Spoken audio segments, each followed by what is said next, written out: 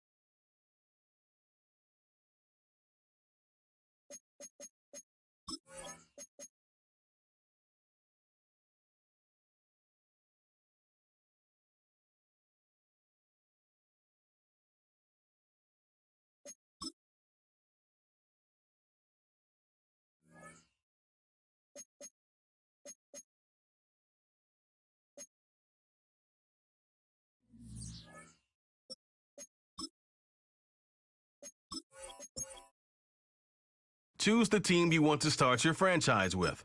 Use the options on the left.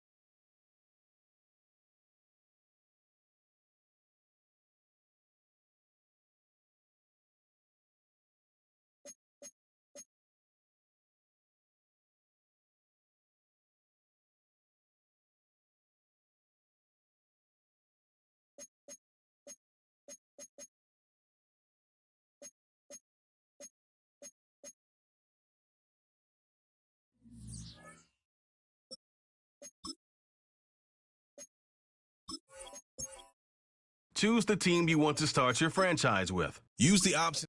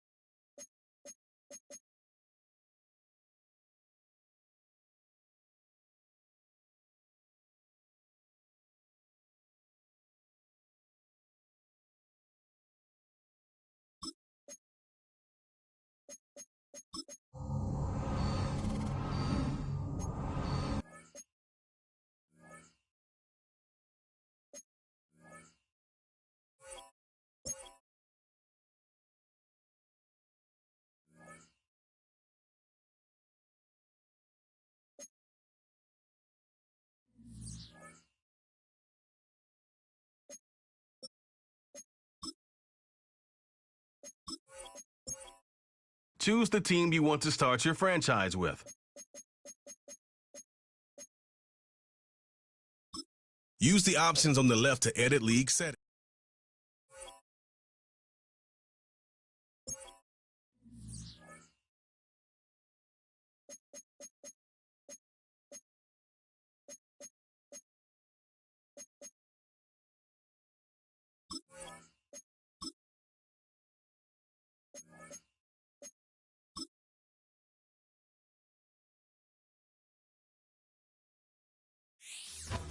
It's week 1 of the National Football League, and if it's in the game, it's in the game.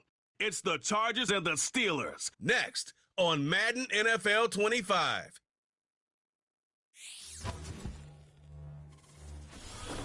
Come on, baby. EA Sports coverage. Alongside Charles Davis, I'm Brandon Gaudin, and Charles, there's nothing.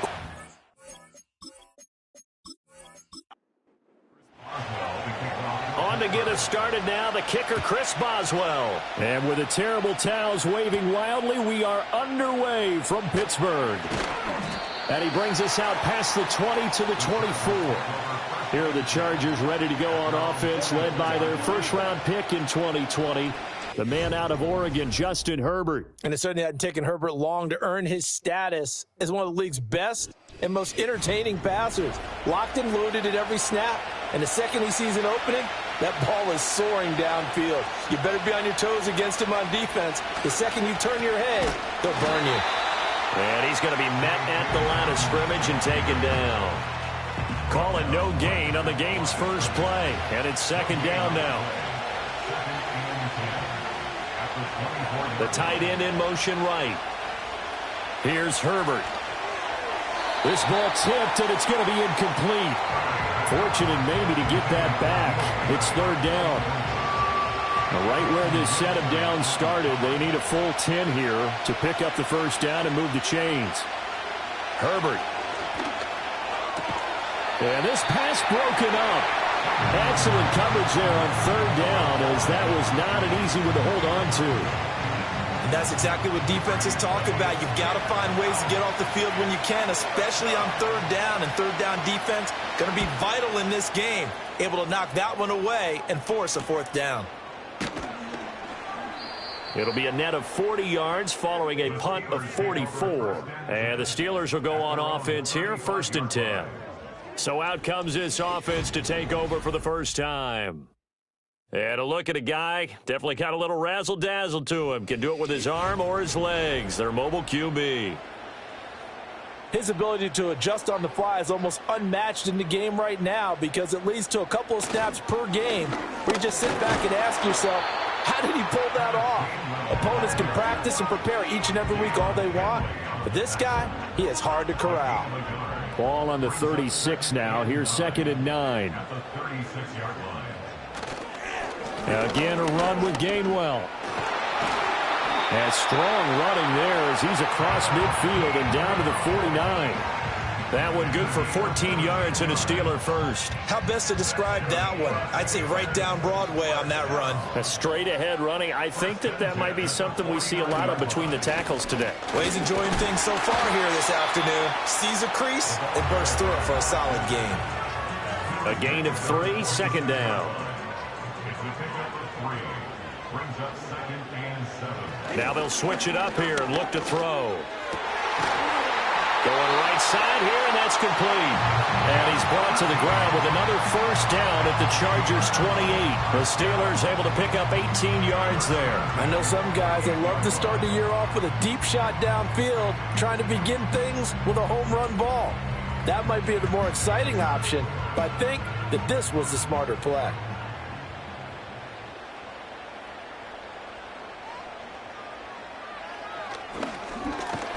And not a lot of daylight, not really any daylight inside, as he's going to be stopped right at the line of scrimmage.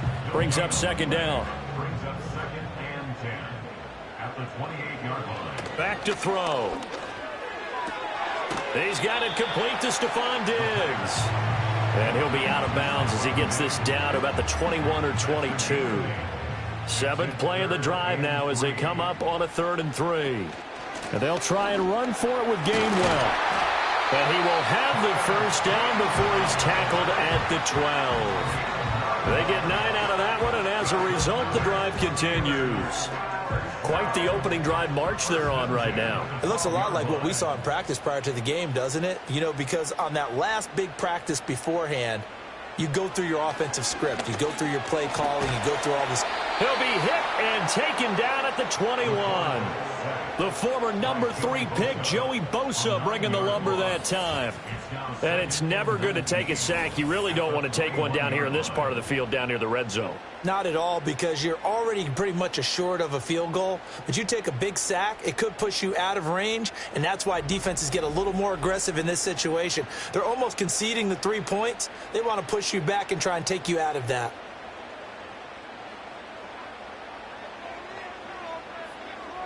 They'll set up a throw. Over the middle and complete to Addison.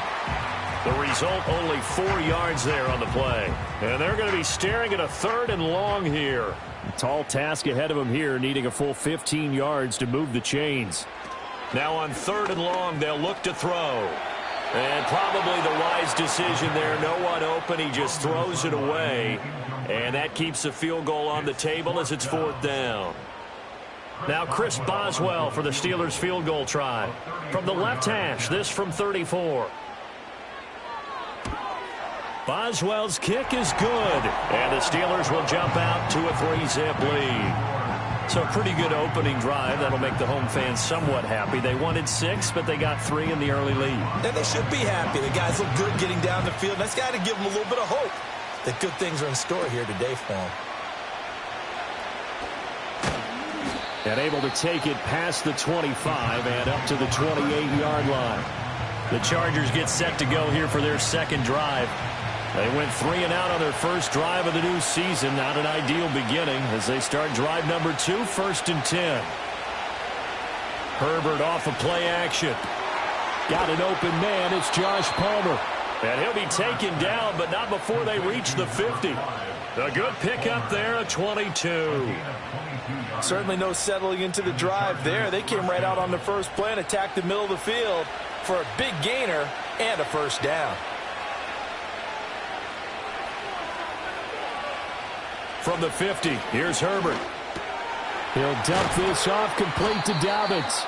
And that play will go nowhere. Losing yardage back near midfield at the 49.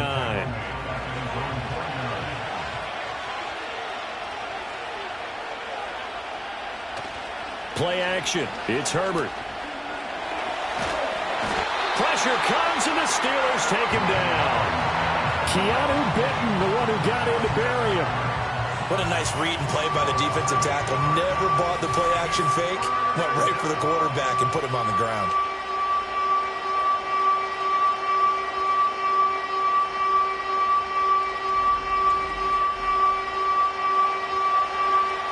And now they're looking for 19 yards here on 3rd down following 2 negative plays. Out of the gun, Herbert. Work in the middle of the field, and he's got a man complete. And they're going to have themselves another first down as the tackle's made at the Steelers' 39. 3rd and 19, no problem, as they're able to convert. Operating out of Steeler territory now. Here's 1st and 10 at the 39-yard line. That's into the hands of his tight end, Will Dissly. We've seen quite a bit of the short passing game here early on first quarter, haven't we? We have, and I think it works a couple of ways for this team because, number one, you throw the short game until they stop it. And if they're not going to stop it, you keep throwing it, and occasionally you'll break a tackle and turn it into a bigger gain. Well, he tries to force it in, and it's intercepted. And the Steelers are going to have it here at their own 32-yard line. And that's a ball that he is going to want to keep, his first career interception in the National Football League. And I love what teams do when that happens. You bring the ball to the sideline, the equipment guy grabs it, he puts a piece of tape on it, writes on it so that you know what it is, and then they tuck it away so that you can have it for later and put it on your mantle. Pretty good deal for him right there. Now he's eager to get back out on the field and get his second one. From the 32 now, here's 1st and 10. They start the drive here with Gainwell, and he'll get a few yards here to the 34. 2nd and 7, operating from the 34. Option handoff for Gainwell. And he is swallowed up right at the line of scrimmage. No gain on the play, and it's going to bring up a 3rd down. No gain on the play. Brings up 3rd down and 7. 3-0 after 1 on EA Sports.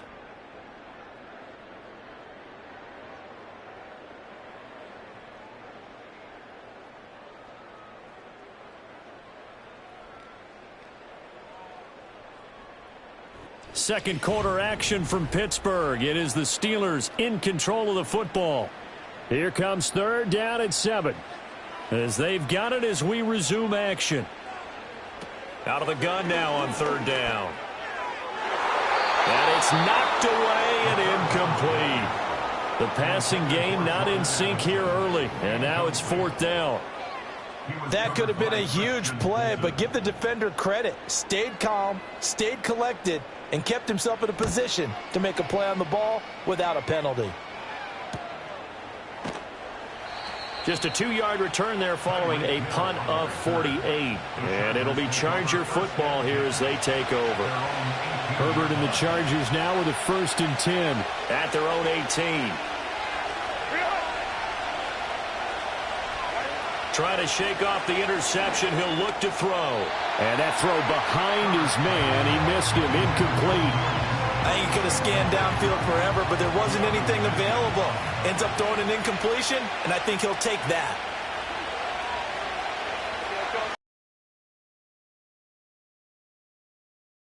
They'll run up the gut with Dobbins. They get 6. That'll leave them with 3rd and 4. So much of the game today, we're looking for hybrid players, guys who can do a combination of jobs. And anyone who plays a strong safety position, now more than ever, is a hybrid-type player. Half defensive back that covers passes and half linebacker that makes tackles. We just saw the linebacker make that play. Second catch for him today, and it'll wind up a 1st down.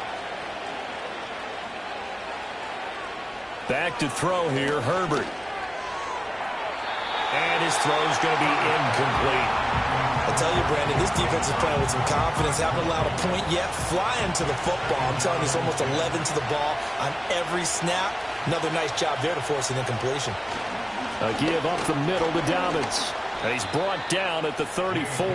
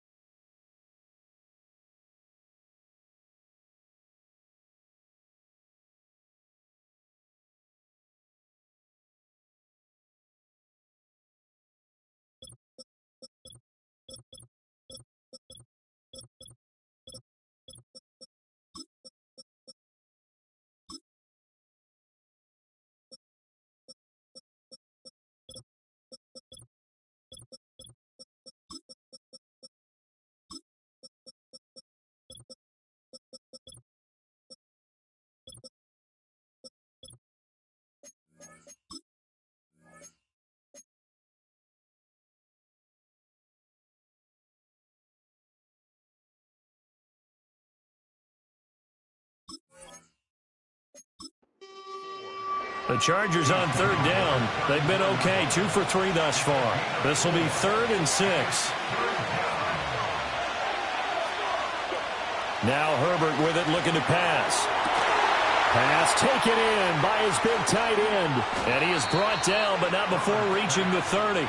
What a play that turns out to be, 36 yards. Oftentimes now, offenses aren't nearly as precise as days gone by. They just tell receivers, find an open patch of grass and let the quarterback find you. And that's exactly what they did on that play. First with the pass through the air, nice chunk of yardage there, and then additional pickup with his legs after the catch. Here's Herbert. Got a man, and he hits him in stride. That will go as a pickup of 7 on the 7th play of the drive. 2nd down and 3. They go back to the ground with Dobbins. Give him a yard on the run there, and that's going to set up a 3rd down and 2. Well done to sniff that out defensively. He had it diagnosed pretty quickly. I love that description because diagnosed is perfect on that one. Read his keys, made the play, and he couldn't even get going moving the football.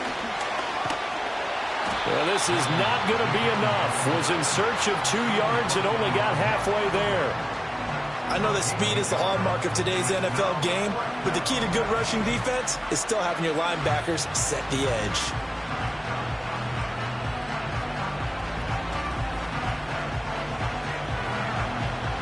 The field goal unit's going to stay put on the sideline. They're going to go on 4th down here. They're going for it with Dobbins.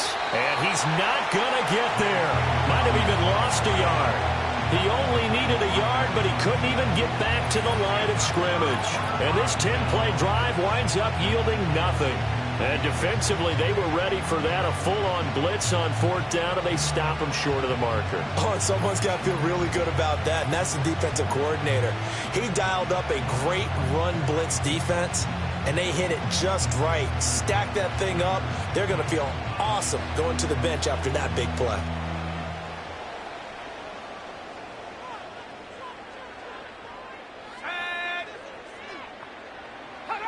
They'll try and start this drive in the air.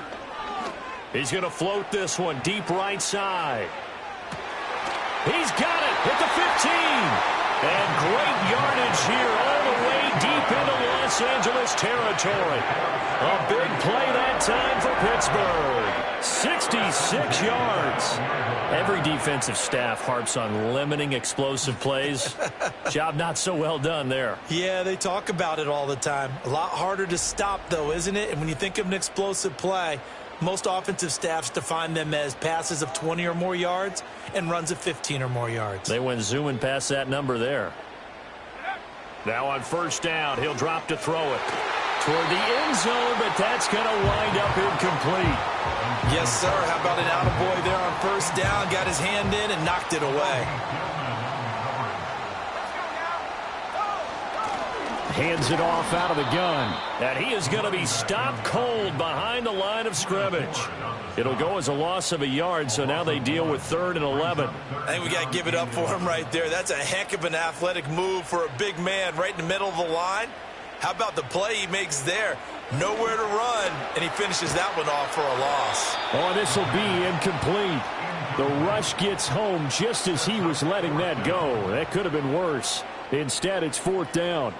Now Chris Boswell for the Steelers field goal try. From the right hash here, should be an easy one.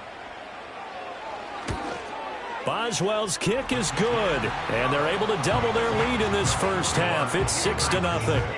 So they're able to end that drive with 3 points in this one-possession ball game. And ideally, you want to end every drive with points. Most quarterbacks would tell you, let's end it with a kick, right? A PAT, that's number 1. Field goal you'll take. Punts, you really don't want to do that. In this case, they'll take the field goal and get prepared for the rest of the game. The offense for Los Angeles returns to the field. They're coming off a 4th down gamble that last drive that backfired CD, but really not as badly as it could. Their defense held up and only gave up 3 points. And what they want to do is play off the momentum the defense gave them. Only giving up the 3 points in that situation after they failed on 4th down. Now they want to make it pay off. They want to pay homage to the defense and have their own drive pay off in points for themselves. Here's 2nd and 10.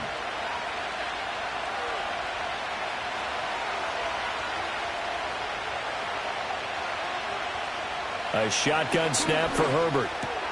That one caught by Tyreek Hill. They get 7 out of that, so they're left with a 3rd and 3.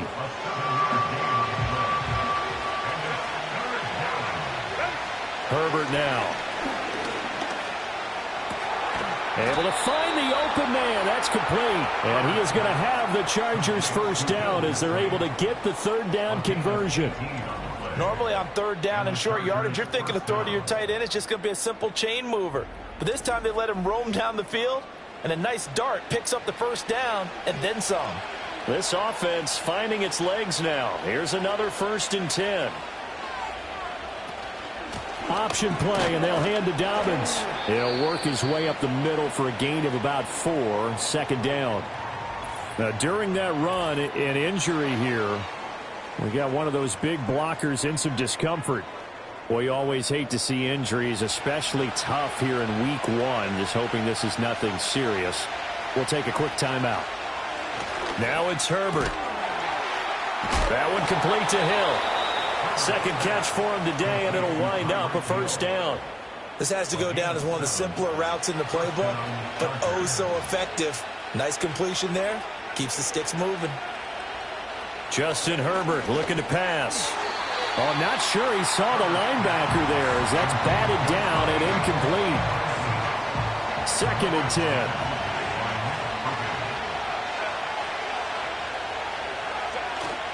Play action this time for Justin Herbert. Blitz coming, and down he goes. They overload him that time of the safety blitz, and he winds up being dropped for a loss of 7. And another long drive from the offense, but the defense is denying them the end zone. Nothing to show for the last drive offensively. They can't come away empty-handed again. And we've hit the 2-minute mark in this first half of action. A long way to go here on 3rd down for the 8th play of the drive. From the shotgun, here's Herbert. And he takes a shot on the release as this will be incomplete. So a couple of 1st downs on this drive, but it's looking like another empty possession. And those empty possessions are certainly starting to pile up. So the adjustments that teams talk about all the time have to be taking place. They've got to analyze what's breaking down and figure a way to fix it. And a little too much mustard on that one. It hits a couple yards into the end zone. A missed opportunity there maybe to pin him back.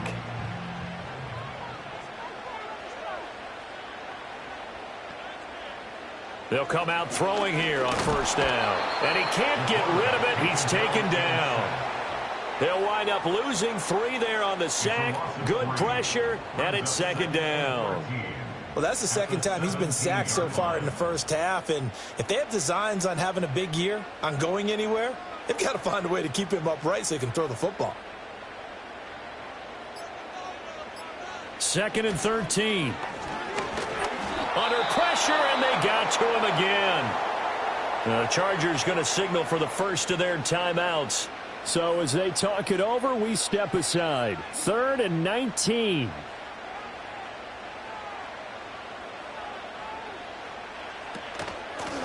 From the gun, they'll try to run it. Now the Chargers will use the 2nd of their timeouts. So that means they're down to 1 remaining here as we head toward halftime. 4th down, Corliss Waitman now on to punt.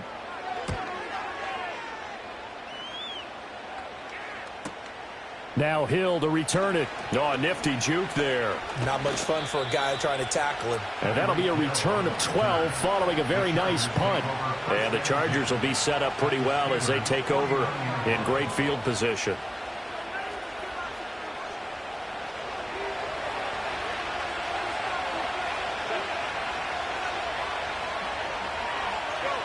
Herbert. That's complete to Disley, the tight end. That'll go for a gain of 7, and that'll make it 2nd down.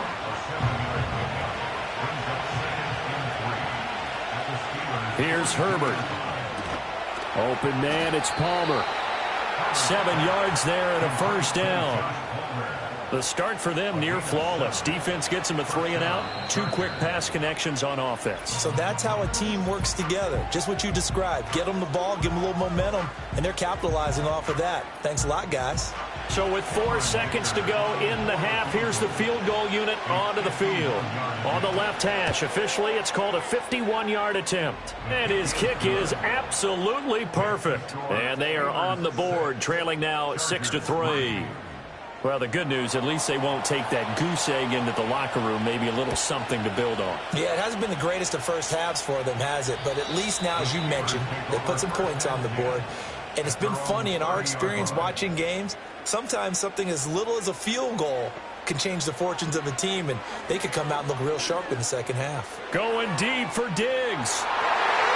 His throw incomplete. So we've reached halftime here on opening weekend as we send you down to Orlando where Jonathan Coachman has our EA Sports halftime report. Coach. All right, Brandon, thanks very much. And welcome back to football, everybody. We've got a full slate of 16 games here to start the new season. It looks like we'll have to wait another week to get our first halftime report of the season as we move right along to the second half. And we welcome you back live now inside the booth alongside Charles Davis. I'm Brandon Gaudin, set and ready to rock for the third quarter. And out a little across the 25 to the 27. The Steeler offense ready to get going to begin this third quarter. And they've got the lead. CD, what do you think the message was at halftime? I don't think the message was too drastic, I think, at the half, or that they need to change things too much. I do think the offensive line could play a little bit better, and I think they'll try and help them out more. They'll probably keep a tight end in a few more times and maybe add a running back to the formation to pick up those pass rushers because they probably allowed a few too many sacks for comfort in the first half. They get 6. That'll leave them with 3rd and 4.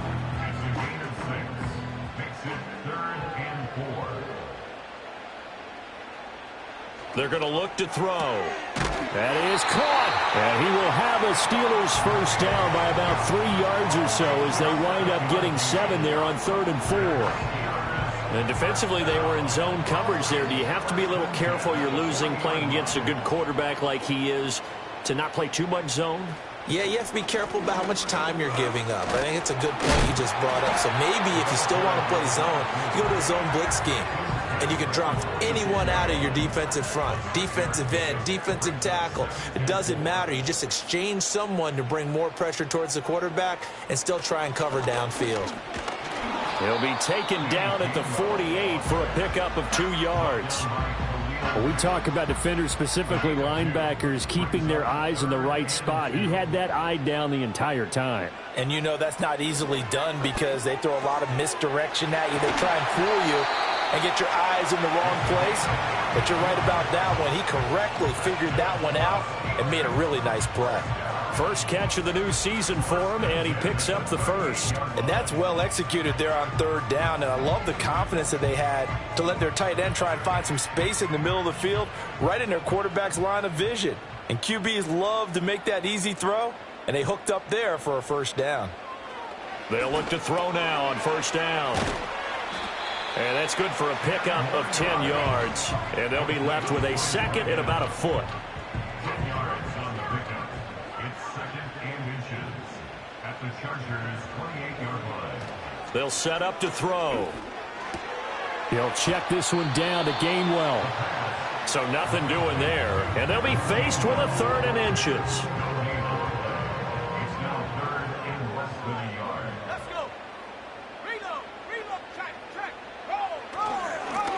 Now a handoff running through the middle. And he's going to get the first down here as he's taken down at the 22. It'll go as a gain of 6 that time, and it moves the chains as well. Here we go. On first down, he'll drop to throw. Caught. It's Wilson. This will be stopped about 2 yards shy of the marker. 8-yard gain, 2nd and 2. Brings up 2nd and 2 at the 14-yard line. And here's a handoff out of the gun. And he stopped after a gain of 1. Not enough. Still a yard to go on 3rd down. So they just need 1 yard here to pick up the first down. And they'll keep leaning on the running game. Back to the ground. And the Steelers are going to have first and goal coming up as they're able to convert there on 3rd and 2. Looks to me like maybe there's a little attrition setting in with this drive, because when you see that type of a run, I get the feeling the defense getting a little bit tired. And that's the last thing they need, especially when they look up at the scoreboard. And they're going to get to him. A sack. Sacked back at the 9-yard line. Joey Bosa in there to get him once again. That's 2 sacks for him now here on opening day. Well, surprise, surprise. First and goal at the 1. No quarterback sneak. No running play. They decide to throw for it, but the pressure got to him quickly and put the quarterback down.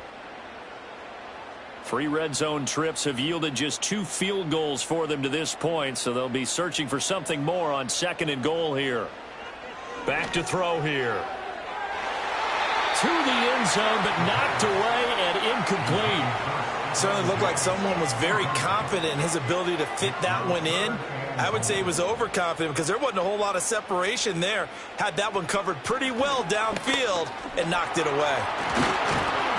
And he'll be brought down here at the 3-yard line. It's a 6-yard carry. It does put him just a few yards short of the goal line, but 4th down coming up. This defense continues to be good on 3rd down. I mean, they haven't allowed a touchdown. Offensively, are you saying, let's go for this? Let's try to get it in the end zone. I don't know about that because of what you just described. They've been so good, and they don't give up the big play that you would expect in downs 1 through 3. Watch it 4th down be any different. You might want to go ahead and kick the field goal and see if you can figure out something else as this game moves on. Well, looking at it from a defensive perspective, that keeps the deficit very, very manageable. You know, all things considered, not a bad job on the defensive side. I would say that you've pointed out something pretty good right there, and that is you actually have both sides happy with that exchange. You know, happy in quotes, of course. One team, hey, we've kept it within range. The other side saying, hey, we put points on the board and did stretch out the lead. Let's see how this one turns out. Yeah, still bottom line, though, 3 points for the opening drive of the 3rd quarter. The Charger drive about to get going. And their deficit a little wider now than it was at halftime following the field goal a moment ago. But the goal is still the same because you know they want to come out, establish a rhythm in the second half, and get going. Make no mistake about it, though. Kicking field goals, not in their game plan. They need to get involved in the end zone. The drive starting with a 1st down, 11 yards on that pickup. 1st down, Los Angeles. Looking to throw. Herbert, short throw to Disley. They'll wind up getting just a yard, and it'll be 2nd down. As a defense, you're more balanced when you're in zone coverage because you're able to keep your eyes on the quarterback and see the play develop in front of you. They're able to keep the quick pass in front of them and stop it right at the line of scrimmage. And they've got it well across midfield down to the 40 before it's all said and done. That one good for 20 on the catch and run. And this was a nice little underneath route, just trying to free up some space, and it worked awfully well.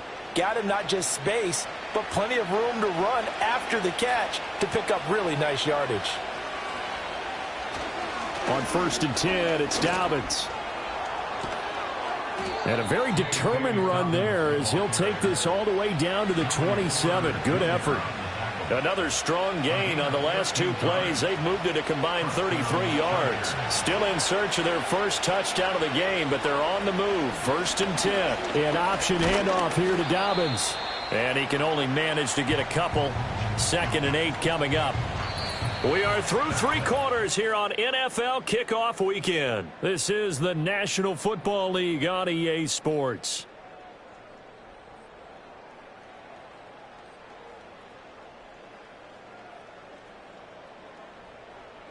Back now here on EA Sports. It's Charger football, but they trail here as we get going in quarter number 4. From the 25 on 2nd down, Herbert. And he slides and covers up at the end as he's going to be able to pick up decent yardage. Give him 6 on the play, and that'll make it 3rd down. They'll come to the line needing only 2 yards to gain the first here. They'll try to run for it with Dobbins. And he is going to have the Chargers first down, and he's going to have it by plenty. Able to get 8 yards there on 3rd and 2. I hope we give enough respect to the big guys up front because they have been getting it done on this drive. The holes have been large, and they've been barreling through them, picking up first downs. Now they'll switch it up here and look to throw. And he's got his man in stride, complete. And the Chargers are going to be set up with a 1st and goal on a pass play that moves them all the way down to the 1. A chance for a first touchdown drive of the year. It's 1st and goal. Back to throw. Herbert. He's got his man. It's caught. Touchdown, Chargers. Tyreek Hill with career touchdown number 94. He ties both Jerome Bettis and Priest Holmes on the all-time list. And the Chargers are an extra point away from going back on top here in the 4th. And for the extra point, Cameron Dicker.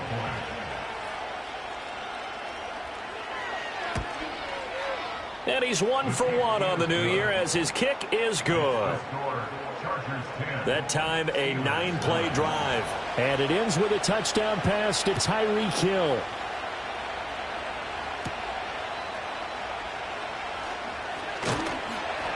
And it's a pretty good return here as he'll get this up to the 29. The Steelers offense now, they get ready to head back on the field. We certainly have a good one on our hands. They're trailing after that last touchdown, but now a chance for this offense to try to snag that lead right back here in the 4th quarter. Now a play fake here on 1st down. And he fires one incomplete.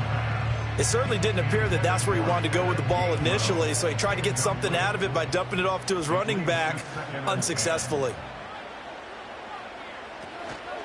And they'll run on the inside handoff. And he'll be upended at the 33 following a gain of 3. And guess what? It brings up 3rd down. So 7 yards from the first down here as they come up to the line of scrimmage. On 3rd down, it's Gainwell. Call it no gain there, and it leads to a 4th down. Seems pretty obvious defensively a key was stopping the run game. How have they done it so successfully? To me, it seems that these guys really did a nice job of paying attention during the scouting report meeting. And you know, Brandon, when they do those, they talk about the top plays that these guys like to run. The best runs for the top running back, those are the ones you focus on and want to take away. And they've done that pretty successfully in this game. A 40-yard punt, give him 3 on the return, and that will come the offense as they take over. The Charger offense making their way back out there. Their defense got the stop, forced the punt, and now you really start to monitor the clock as they nurse this slim lead. And look at this. They get the turnover they needed. It's intercepted. And his guys are going to take over at the 34-yard line. A seismic shift in momentum here in the 4th quarter. That's the break that the defense needed. And you know as well as I do, people are going to question the play call in that situation. Sometimes you have to question the execution, not necessarily the call. And in this case, those defenders found a way to give their team a chance. Pittsburgh set to take over again on offense.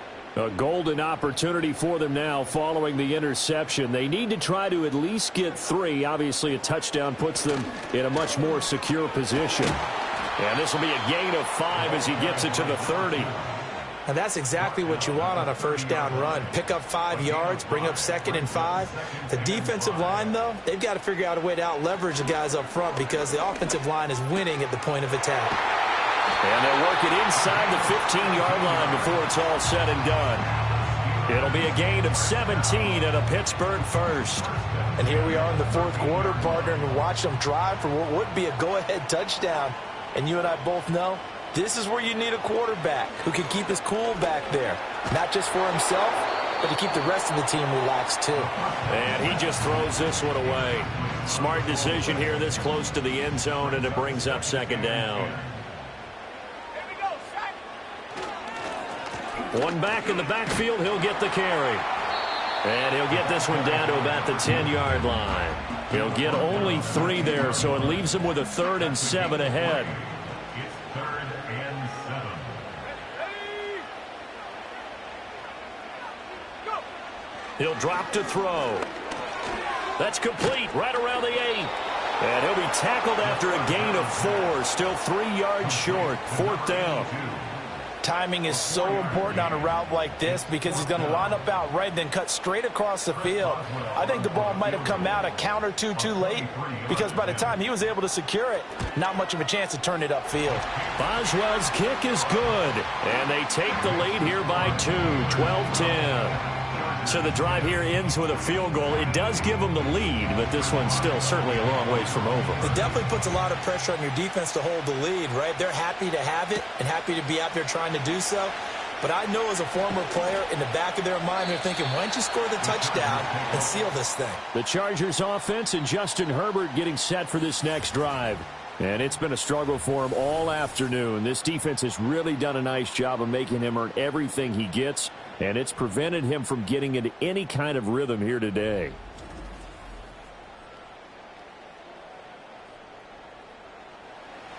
The Charger drive about to get going. And now they find themselves trailing following the field goal. Still a good amount of time in this 4th quarter, but this drive very well could determine the outcome of this ball game. And he'll be out of bounds across the 30-yard line. They'll come up now 2nd and 4 from the 31.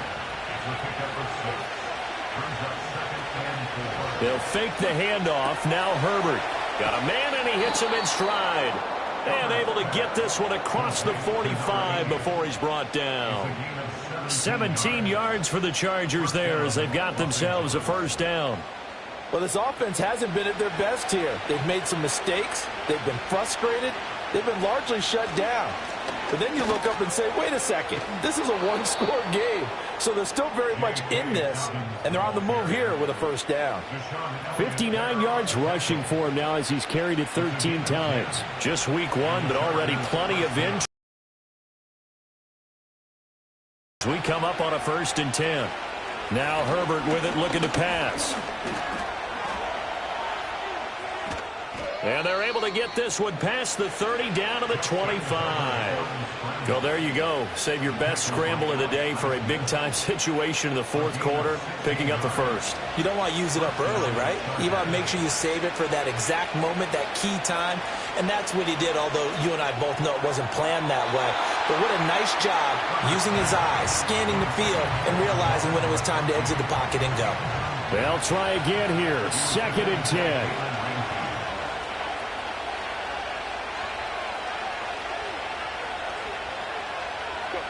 Here's Herbert.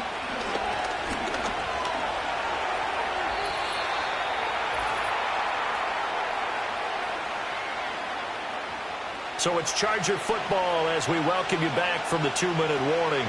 They face a critical 3rd down now, needing a score here in the late going. Dobbins trying the left side. And he picks up the 1st down yardage as he takes this one down to the 15. I always appreciate runners who understand situations. That was just 3rd and inches. No reason to dance around in the backfield and try and break off a bigger play. Just go pick up the 1st down, and that's exactly what he did. And he's going to get a solid gain of 9 before being brought down. 2nd and right at a yard.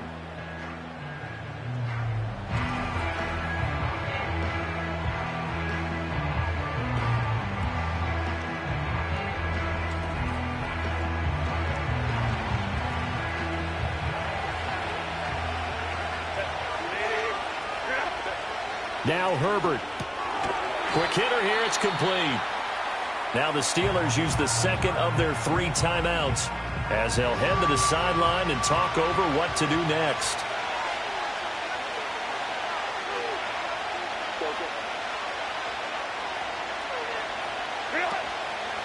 On 3rd down, here's Dobbins. And he has the 1st down before he's tackled at the 5.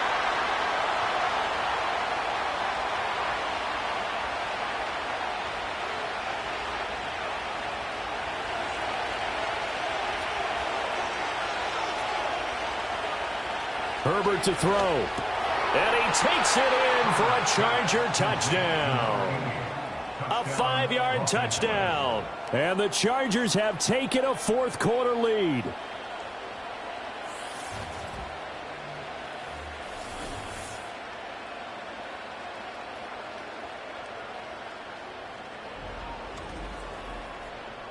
Well, that's just how they drew it up, CD. His first read was there, got it to him quickly, and into the end zone. Absolutely excellent execution by all involved. And the coordinator, got to give him credit, found the perfect play call. Quarterback let it fly as soon as the target came free, and his guy made a nice catch. Just how you draw it up in practice and then execute it in the game. The kickoff team on the field now as they will send this one away.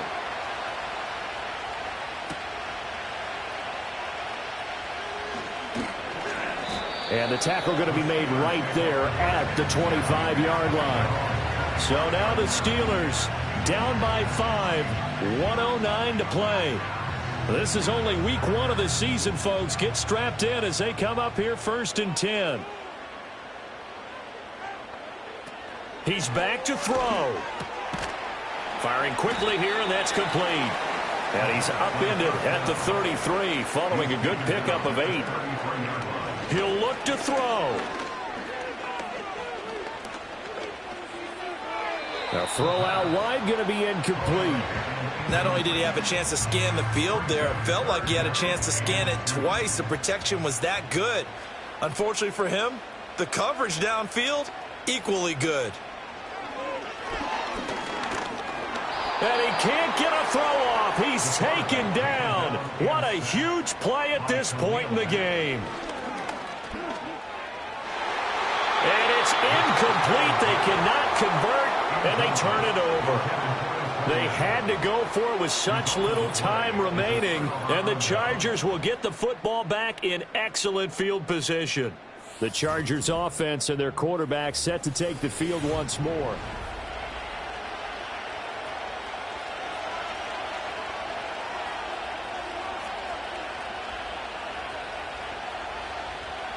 They go down to a knee, and the new campaign off to a good start. It's a win here in week 1.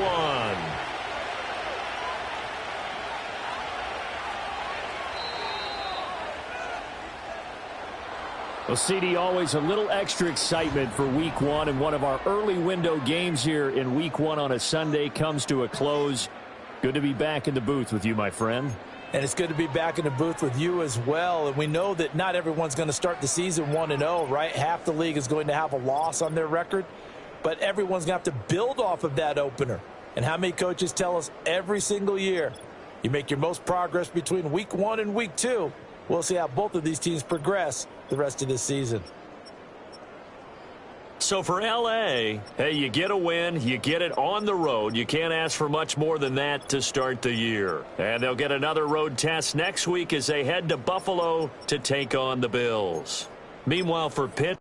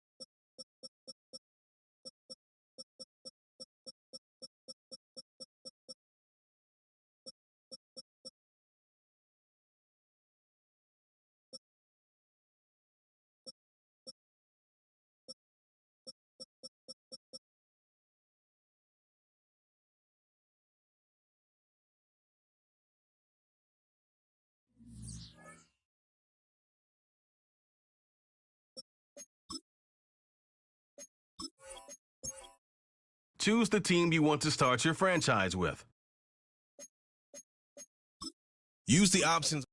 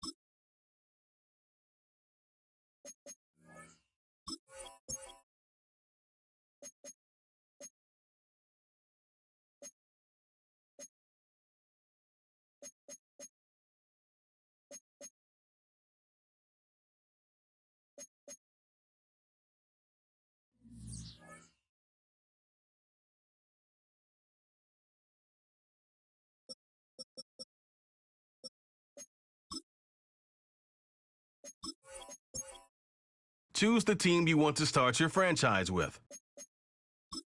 Use the options on the left to edit league settings.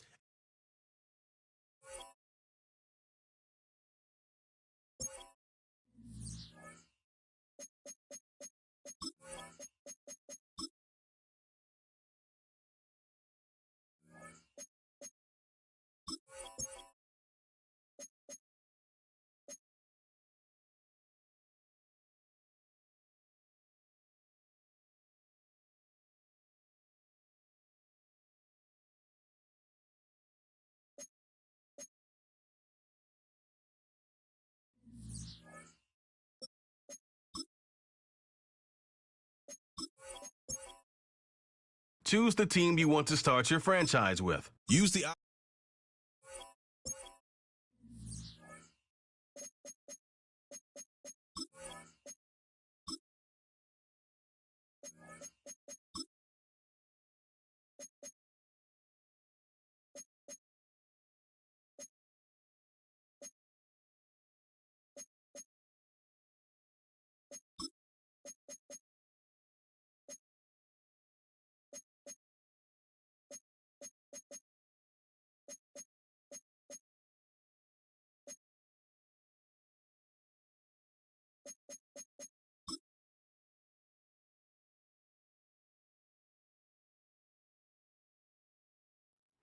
It's week 1 of the National Football League, and we've got the latest chapter of a historic rivalry.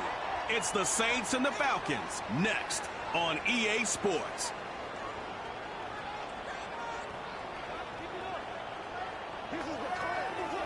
First opened in 2017. Thanks for having us in to kick off a new year. Mike Tirico, Greg Olsen. Greg, you lived this.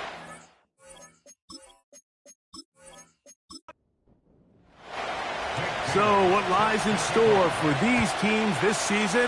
The talking's done. We're about to find out. It's week 1, and off we go. Oh, no, right at the start, he loses the football. Special teams has come up with the recovery. What a brutal way to start the game. You're thinking of getting the ball, getting your script, running your plays. Instead, Greg, it is a fumble lost on the opening kickoff. It's just absolutely the most disastrous. And he'll just get up inside those big bodies up front, and he's pinned. Najee Harris, touchdown, New Orleans. And they get the first points of the game. What a way to start it, Greg. You get the ball, it's what you want to do. Settle into this game on top 6-0. Mike, how often do we have coaches tell us the importance of playing with the lead? Well, they come take the ball right away on the first drive, all the way down there and strike first. And now the rest of the way, let's see how it plays out. Carlson's kick is good. The Saints have their first lead of the new year. They're up 7-0 here in the season opener.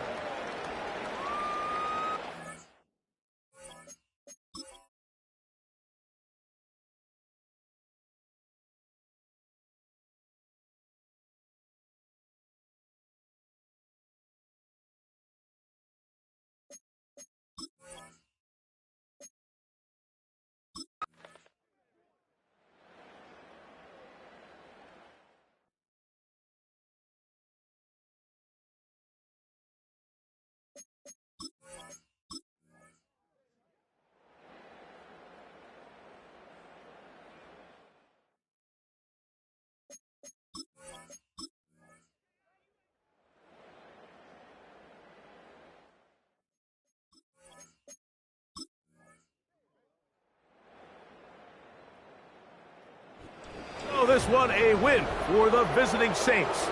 They move to 1-0 as they earn this victory in the division, no less, here in Week 1.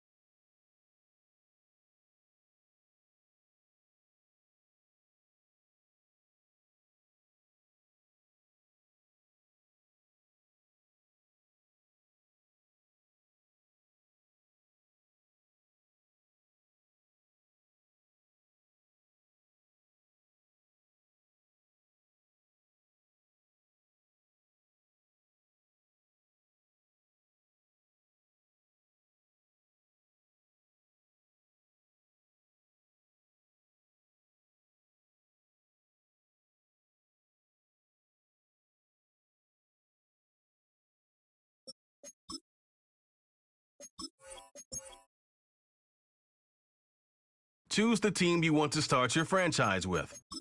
Use the options on the left.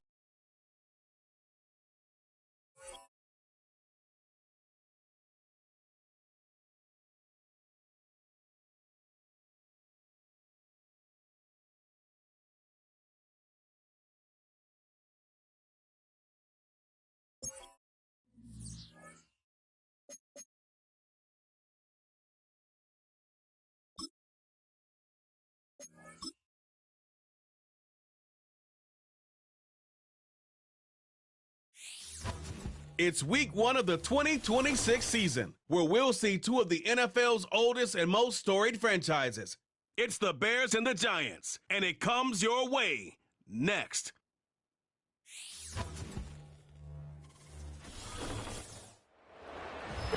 Just across the Hudson from downtown Manhattan, we welcome you inside MetLife Stadium.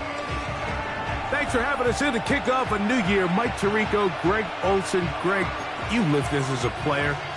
It's so exciting for us as fans, but now after that long off season to get your body ready and your team ready.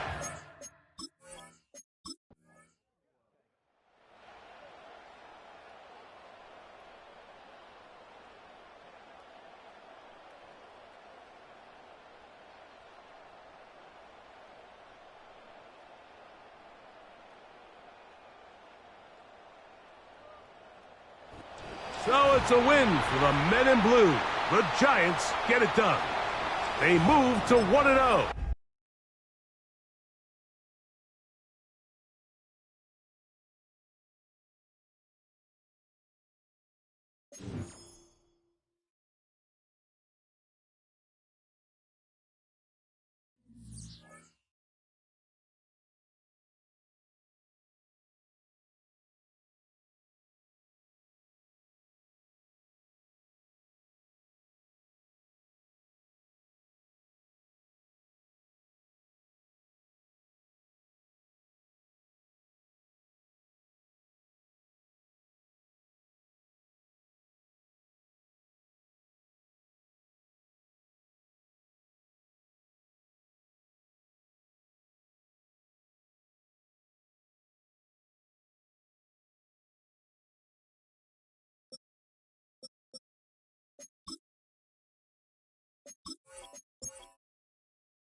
Choose the team you want to start your franchise with.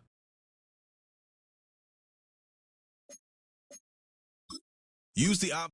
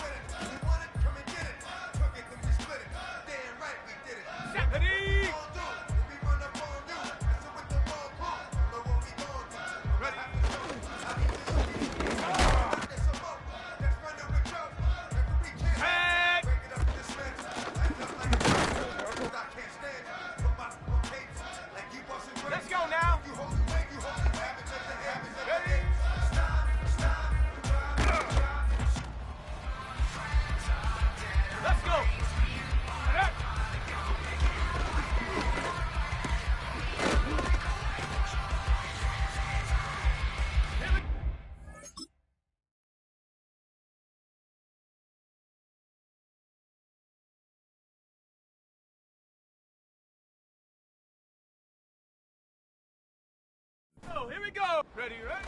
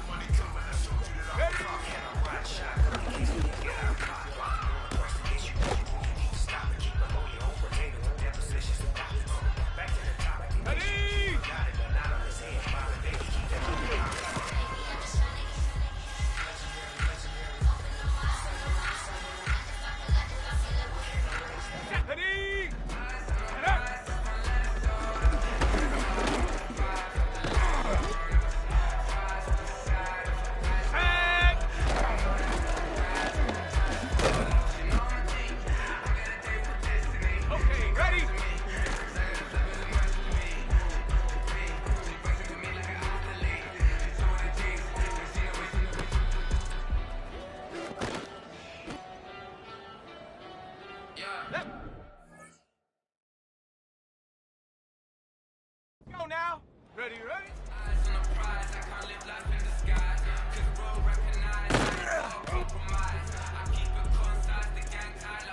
Let's go. Go.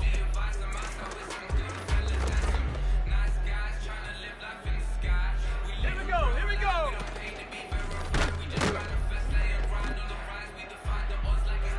Come on. Come on. Set. Set, go.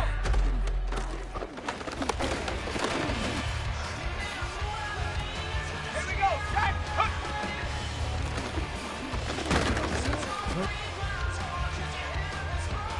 Ready.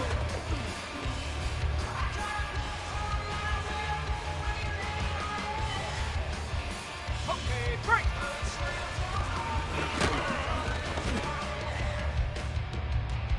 Get it. Hut, hut.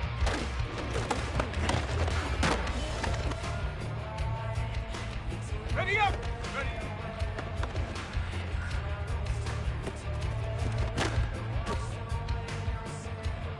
On the set.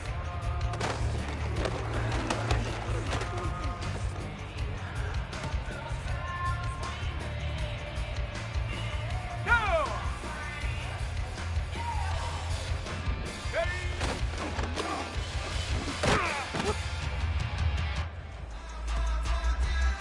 Set. Set up.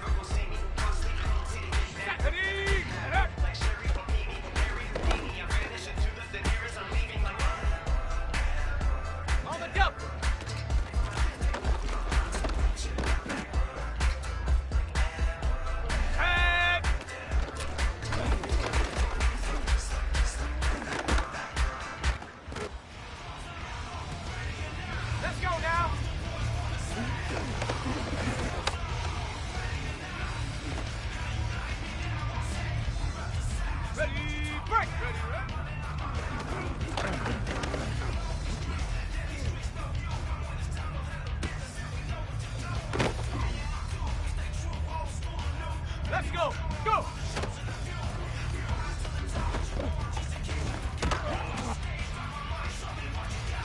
Got it. Ready? Set, go.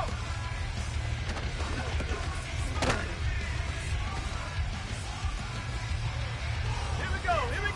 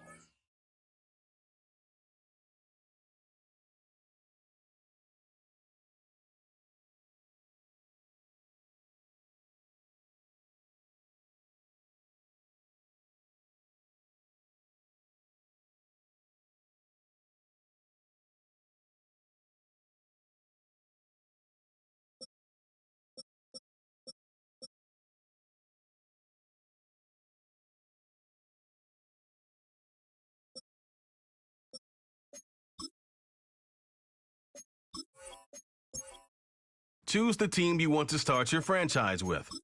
Use the option.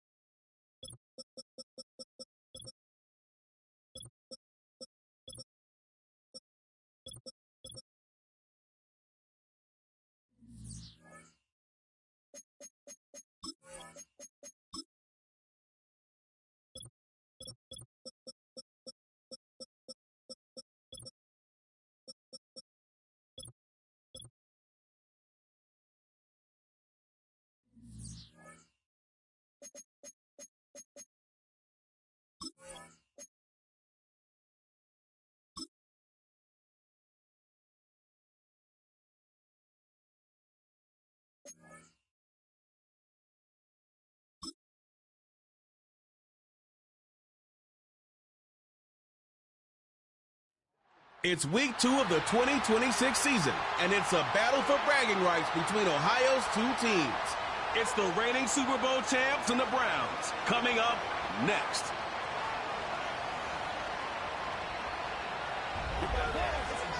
It's the city of rock and roll, and this place sure is rocking as they await the start of this one. We're here alongside Brock Huard in the booth. I'm Kate Scott, and Brock, we usually at this point talk about a quarterback, talk about a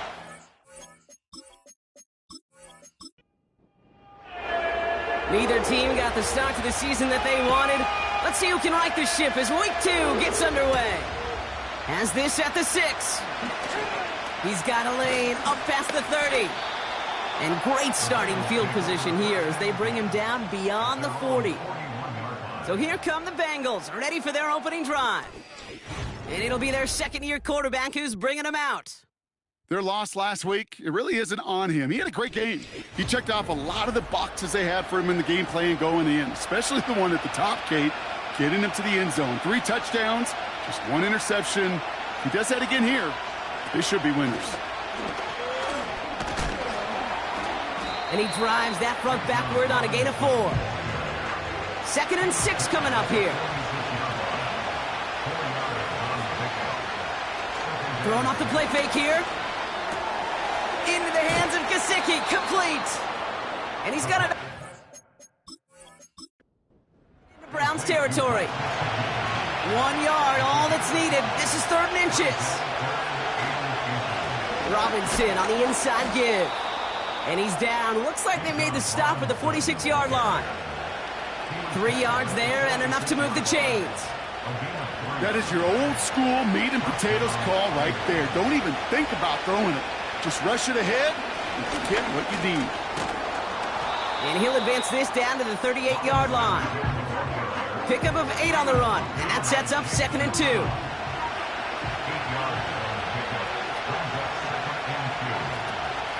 Staying with Robinson. And this time they get to him early and stick him along the line of scrimmage. No gain on 2nd down, and they need 2 here on 3rd. Now he'll throw off the play fake. He has the first over the middle. And he pushes this down to the 22-yard line. That one goes for 17 yards and moves the chains. You know what I like about that, Kate? I like that they're not coming out slow. They're willing to go with some looks here that will yield big yardage down the field instead of just settling for dinking and dunking the ball. To the line we go. They're set, 1st and 10. From the gun, it's Robinson. And the defense gets there to force a small loss.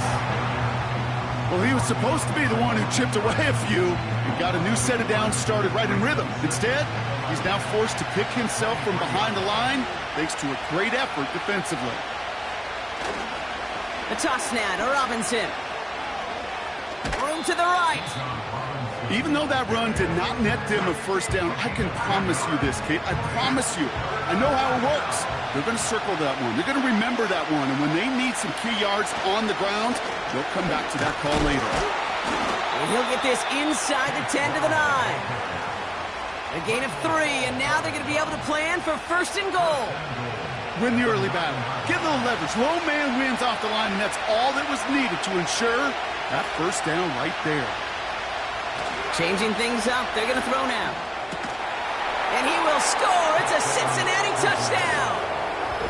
The Bengals finish up an excellent opening series. What an outstanding opening series, partner. They just wore down that defense as they marched their way to the end zone. Yeah, it took a whole bunch of that opening script to find a touchdown, but it showed just how well designed that script was. It was the right sequence of plays to keep that ball moving. So we've got a stoppage now. Figured this might be coming. We're going to... The previous play is under review. Those points safe on the scoreboard. The touchdown upheld upon review. You're good on the point after. And the Bengals will jump out to a 7-0 lead. The kicking team out there now for the Bengals, and they're going to send this away. Here's a return from the 7. He's stopped on the return at the 27. So here are the Browns now, headed out for their first drive. And it'll be their rookie QB who brings them out. And he wonders, he's about to take his first snap today. Yeah, he took care of the football last week, Kate. That was great. No interceptions. But just the one touchdown. Be curious if he cranks up that aggressive knob today.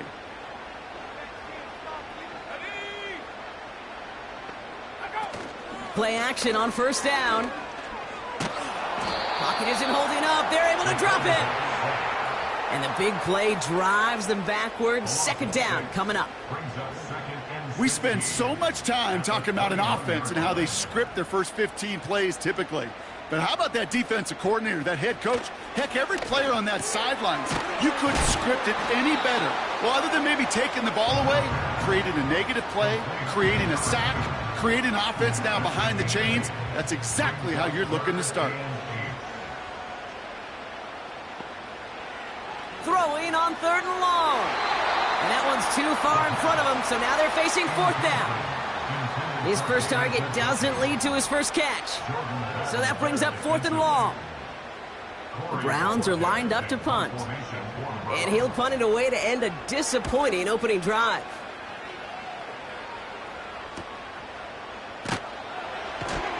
And he's brought down before the return gets far. 58 yards on the punt there.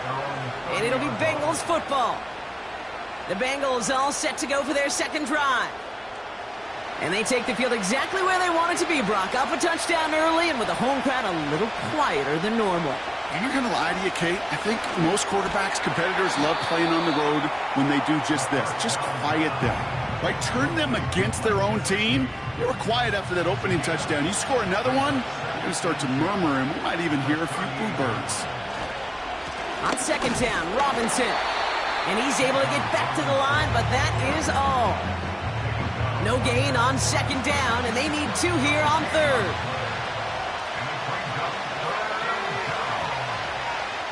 Putting the tight end in motion. Left side, gets it out quick, and it's caught. And they'll take him down at the 43-yard line.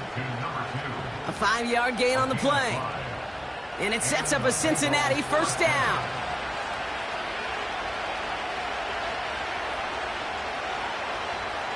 Throwing with a blitz on the way. Quick slant to Samuel.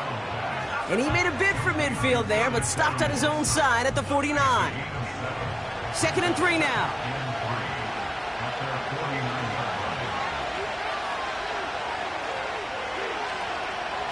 Shot. He gets crushed behind the line, and the ball comes out. And it's a turnover. The defense has it. Wow, oh wow. He sent his offense out twice now, and both times they fumbled it away. I'm not sure who's more aggravated, the dudes down there or the dude next to me up here. Well, I'm aggravated, but I know the guy on the field wants to put the offense in the doghouse, like all of them right now. This can't happen in the NFL, Kate. And a lot of guys out there, they got to be looking to one another. Hold each other accountable to hold on to the ball. New set of downs for him from the 46. Throwing now, following the turnover. Down he goes. The Bengals got to him. And the big play drives them backwards. Second down coming up. I'm not sure that deficit's going anywhere anytime soon. If anything, this is a defense that sees their offense creating not a ton of separation on the board, knowing they've got to shoulder the load. And sacks like that go a long ways towards doing it. They really need some chunk yardage here on second down. Trying again following the sack. He's in trouble, and they bring him down again. And the back-to-back sacks. Nice work by the defense there. Sets him up with a third down. First sack, wobbled the cart. This one, I think, sent it off the rails entirely. Taking the L on each of the first 2 plays leaves this offense looking at a very unlikely third down pickup. 3rd and long for him here. Able to get it to Moore. And this one's brought to a halt at about the 36-yard line. Those little short throws, they are high percentage and certainly bread and butter.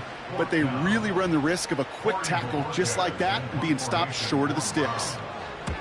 4th down, and on comes the punt team, and the kick's away. And something on the return, but not much, as it still ends inside the 20. That'll be the end of one in this AFC North battle. Neither side separate. Time for our second quarter. It'll be Bengals football to begin. They got this after forcing a punt at the end of one. They go play action on first. He'll get this to Samuel. And he's up to the 35-yard line as they reel him in. That play goes for 19 and a new set of downs. You know, Kate, you'll find teams go to this crossing route concept sometimes a dozen times a game. And a lot of times it's for shorter yardage, but sometimes things break in the right coverage for a much bigger impact play, just like that. 1st and 10, a run to Robinson. It is charged towards the line. That's right around 3 yards. You know, they got some positive yards. That's a good thing. But too many plays like that, it just is too hard to pile together, get first downs against the better defenses in this league. That's Gesicki. He's got it. And he's touched down after a nice pickup there to get the first.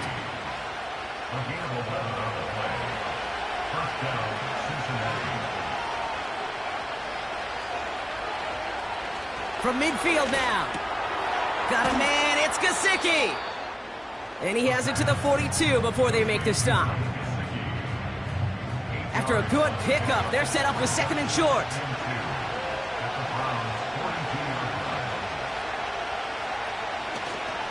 Here's Robinson up the middle. And he's able to get this to the 32 before going down.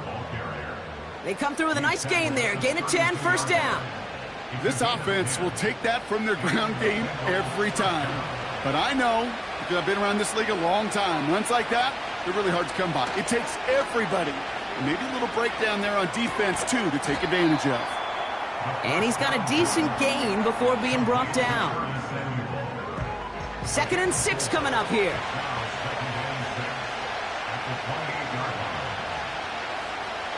From the 28. He's got it near the 8.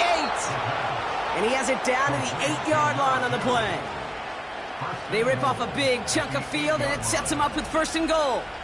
I'm sure coach and play caller doesn't mind making the job a little bit easier. You know, play calling's a lot simpler and easier when you count on the offense to move the chains on those early downs. 4 downs now to get in. Here's 1st and goal. Here's Robinson. And he has enough room to gain about 4. Hey, I get it on 1st and goal, right? A lot of teams like to be conservative and limit risk. Even if a run is stopped short, you still got 2, sometimes 3 downs to play with. Throwing on 2nd and 3. Looking end zone, but touchdown denied. Knocked away, incomplete. They've held him out twice. Here we go, 3rd and goal. Setting up a throw. Into the end zone, but someone's able to knock it away. That's incomplete. You know, that is so hard to do. It's called body control. Great positioning to swat the ball away, not go through the receiver, no penalty flag. He's got the body control and, more importantly, the timing to knock that ball away. Well, that's the type of long, sustained drive that takes some of the starch out of your opponent. The only negative is that the kicking team was out there for a field goal and not an extra point. But they do come away with 3. He'll begin his return from the 11. Tackle made as the return gets it out to the 32.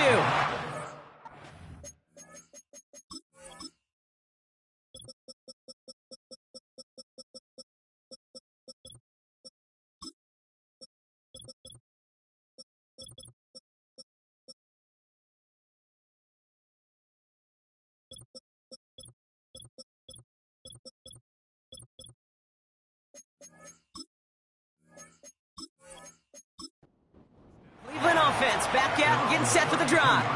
And it's far from the first time we're seeing this unit head out, Brock. But what we haven't seen so far in this opening half, we haven't seen much in terms of yardage. No, it's like they've written a few lyrics, but nowhere close to a song yet. 2nd and 6 coming up here. From the 36. Catch made by Keaton Mitchell. And he'll pick up enough to move the chains. That's just great instincts. Go air it out on 2nd down rather than just play conservative and run it. They hit a weak point in the coverage and don't need to worry about 3rd down at all. And a man is there to knock that away. Any DB prefers a highlight reel interception to just forcing an incomplete pass. But as soon as he realized a pick wasn't possible on the play, well, he gets his hands on it and made sure it wasn't completed. 2nd and 10 now. And there's a man there. It's intercepted. And the Bengals will take over as he records his first interception of our season. You know, one of the beauties of the game of football is it never sits still. It's constantly adapting. And that nickel defense right there, critical in taking the ball away. And when you think about nickel defense, you think about Rondé Barber, won the Hall of Fame in the summer of 2023, really revolutionizing the position of the nickelback. That nickel defender and that nickel defense, critical in that takeaway we just saw. Good starting field position awaits the Bengals as they get set for 1st and 10. Throwing now from the gun. That's complete. Here's Brown. And he made a bid for midfield there, but stopped on his own side at the 49. After a good pickup, they're set up with 2nd and short.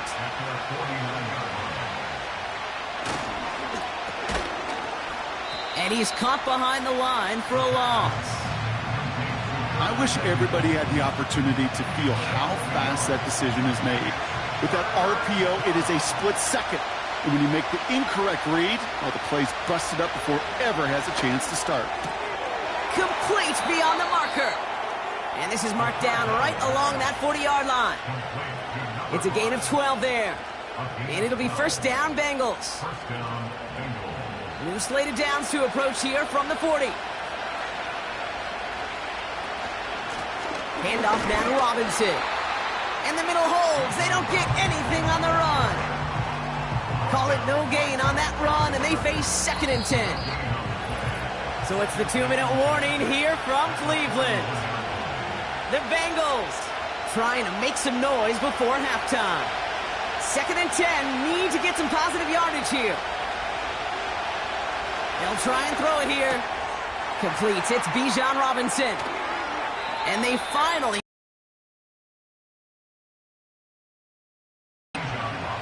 It's a 24-yard gash, and it gives them the first down.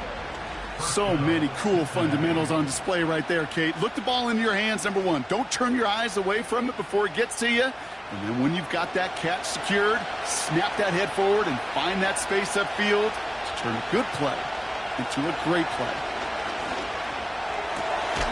Has him on the quick hitter. And they make the stop as that play reaches the 14-yard line. We get a timeout now from the Bengals. That's going to be their first. They'll have 2 left to work with before halftime. 2nd down now, 7 to go.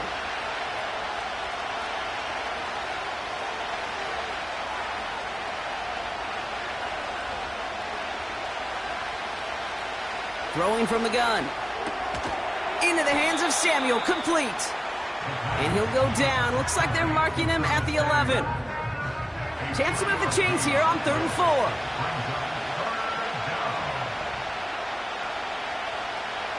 Now they'll throw out of the gun. Caught near the pylon.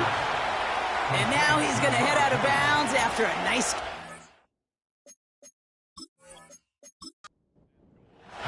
They'll break the huddle and come up on 1st and goal. Robinson goes up and over for the touchdown. The Bengals will add to their lead at the end of the half.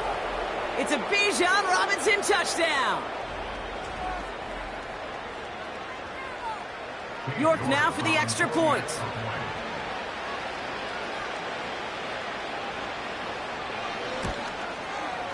The point after splits the uprights. And the Bengals take a 3-possession lead.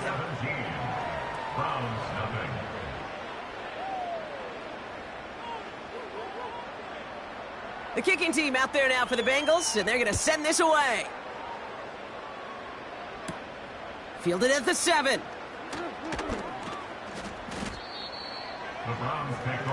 The Browns taking the field with barely any time left in this opening half.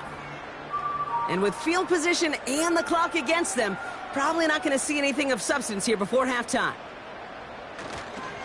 They'll turn to the ground game and just run this clock out. And he'll be met near the line to limit the gain to a yard. Jesse Bates getting up for the stop that time. That brings us to halftime with the visiting Bengals out in front. And with no halftime report this week, it seems, we're going to get right back to the field for the start of quarter number 3.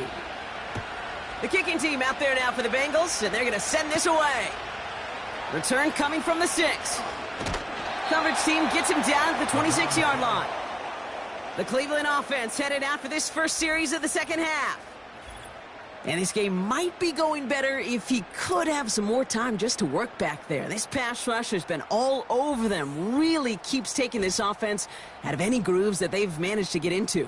Okay, I like to say in life there's energy givers and there's energy vampires. Yeah. And for this defense, these sacks right here, they're such energy givers. And, man, it's like a vampire sucking the juice out of an offense. Yeah, I love that. And they sent it straight ahead, but the front stops him after a gain of 3. Second down now, 7 to go. Brings up 2nd and 7 at the 29-yard line. From the 29. Short pass brought in. And he's tackled with the first down yardage. Nice to see that connection, that chemistry working between the two of them.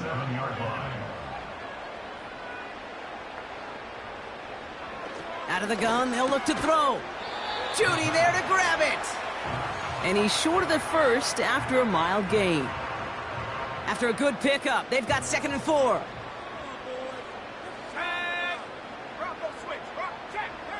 From the 43. Moore's got it. And he'll pick up enough to move the chains. They like to say it's about the Jimmies and the Joes. I think that's about the X's and the O's. That's a well-drawn-up completion that nets them a first down. They toss it to Chubb. And his short run's going to get them into enemy territory to the 49. Manages just a yard on first down. Now it's going to be 2nd and 9. Slot man motioned over. Here we go, 2nd and 9. He had it for a moment, but a great defensive play to jar it loose. Incomplete. Tried getting it to Jerry Jeudy. And things look tougher now with 3rd and long. Pass play now. And someone stepped in. It's intercepted. And the Bengals will take over as he records his first interception of our season. Well, that's now his 2nd time that he's put his defense in a tough spot. That's a hard thing about playing quarterback, Kate. You know, with these interceptions and now the 2nd on the day, you're asking your defense again to step up to another series, another possession, another challenge. This quarterback's got to start protecting the football. The Cincinnati offense headed out now. They really had the passing game clicking on that last touchdown drive, partner. We'll see if they stick with that or if they mix things up a bit on this series. Here's 1st and 10 from the 34. Drive begins with a run. It's Robinson. And their struggles on the ground continue as he's tackled after a small gain. 2nd down now, 7 to go.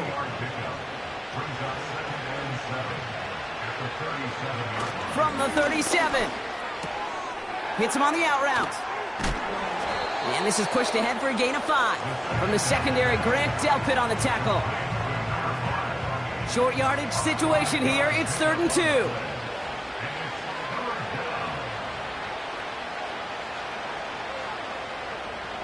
2. He's dropping back to throw. That's caught for the first.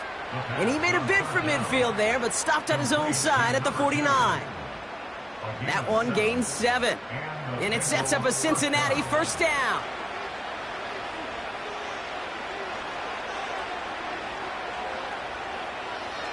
Dropping back to throw. Into the hands of Gesicki. Complete. And he's going to be drugged down, looks like at that 37-yard line. They'll get 14 yards and a new set of downs. That is what elite offenses are all about. Why worry about 3 downs when you need only 1? Move the chains in one play and keep driving that defense backwards. On the give, here's Robinson. And that's good yardage there with a new set of downs to boot. To play running back in this league, well, you've got to have tremendous vision. We saw it twice. Once to find the lane upfield, and then to get to space and break off some extra yards. Going to the ground again on first. And he's brought down for a loss. I know from the position of the quarterback, Kate, sometimes you hand that ball, you put it in the belly of the running back, and you send him right into the teeth of a buzzsaw. You can feel it from the jump, and that call from the defense, well, it came at the perfect time. And he'll have a small 4-yard chunk there from the secondary, Grant Delpit on the tackle. Let's see what they draw up on a 3rd and 7. He'll look to throw. Pocket isn't holding up. They're able to drop it. And the defense comes through. That's going to back them up and bring up 4th down. Kate, I've seen a 1-step drop. I've seen a 3, a 5, a 7. Some of the boots and play actions get more depth. But a 20-step drop? That's not going to cut it. Except for this defense, it just adds a whole bunch of negative yards to that play.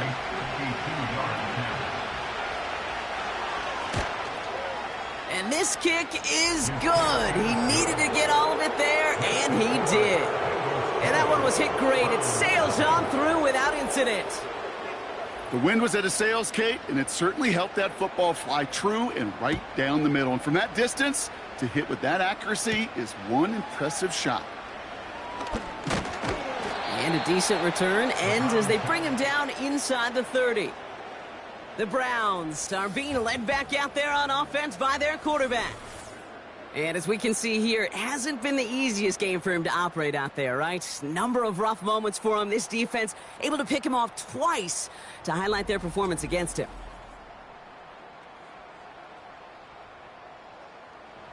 Drive starts out with a 1st and 10.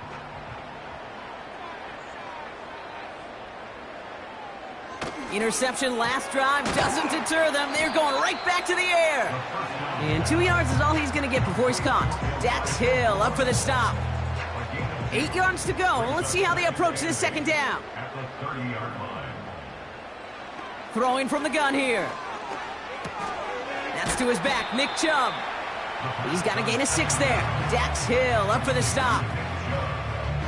All plays on the table here for 3rd and 3. Motioning one of the tight ends. Dialing up a pass here on 3rd down.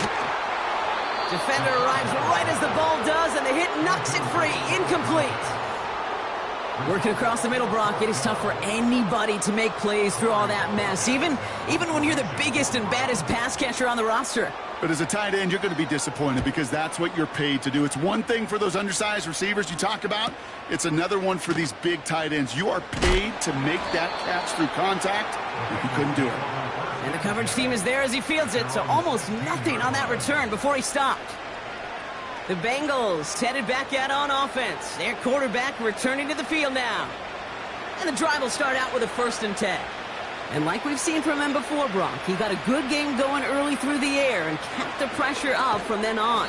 He's still taking it to him now as we work through this 2nd half. He's just one of those guys, Kate. Even when he's not open, he's still a target thanks to that physicality and his ability to just play bully ball.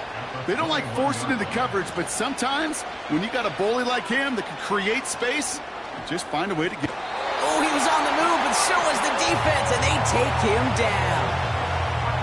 And that pushes him back. 3rd down coming up. It's looking like a dreaded 3-and-out offensively, but listen, if you can't keep your quarterback clean and upright, you're going to need some magic, big-time magic, to convert on. 3rd and 10. Can this offense get it done?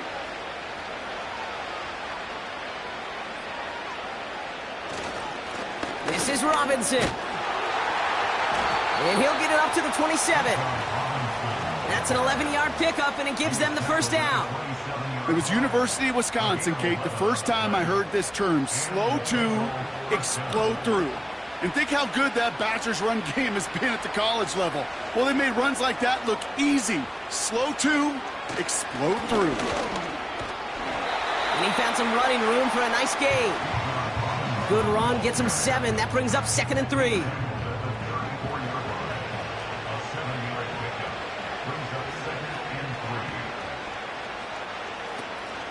They'll run the draw with Robinson. And he's going to bring it up to the 40-yard line before he's stopped.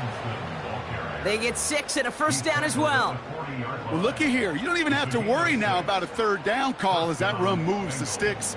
Now that call you had ready, though, you can recycle it. Save it for later for that next 3rd down coming. 1st down, and they go right back to it. And a couple of teammates combining there for the stop after just 1 yard. They'll come to the line here, 2nd and 9.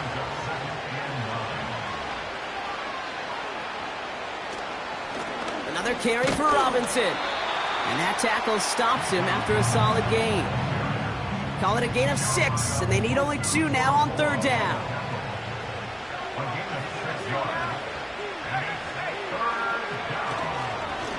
A run here with Robinson. And they'll get him down after he gets into the 48. It's a 4-yard gain, and that's going to get him across the marker and earn the 1st.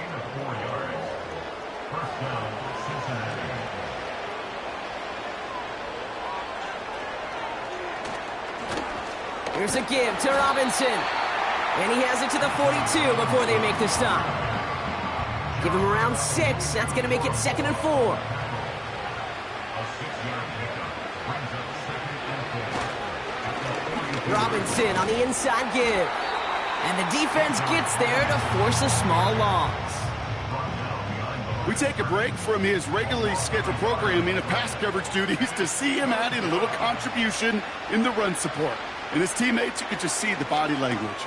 A little nod, a little grin. They'll welcome the reinforcements every time. And the defense is all over this one for a big loss. I'll tell you, that is a humbling moment to see a completed 3rd down pass actually go backwards instead of towards the sticks. The Bengals send out the punting unit. And thankfully, he hasn't been needed until the final quarter. They needed 3 punts out of him in last week's loss as he sends this away. And this looks like it got just inside the 20 as it flew out, and indeed it did. They're putting the ball at the 19-yard line.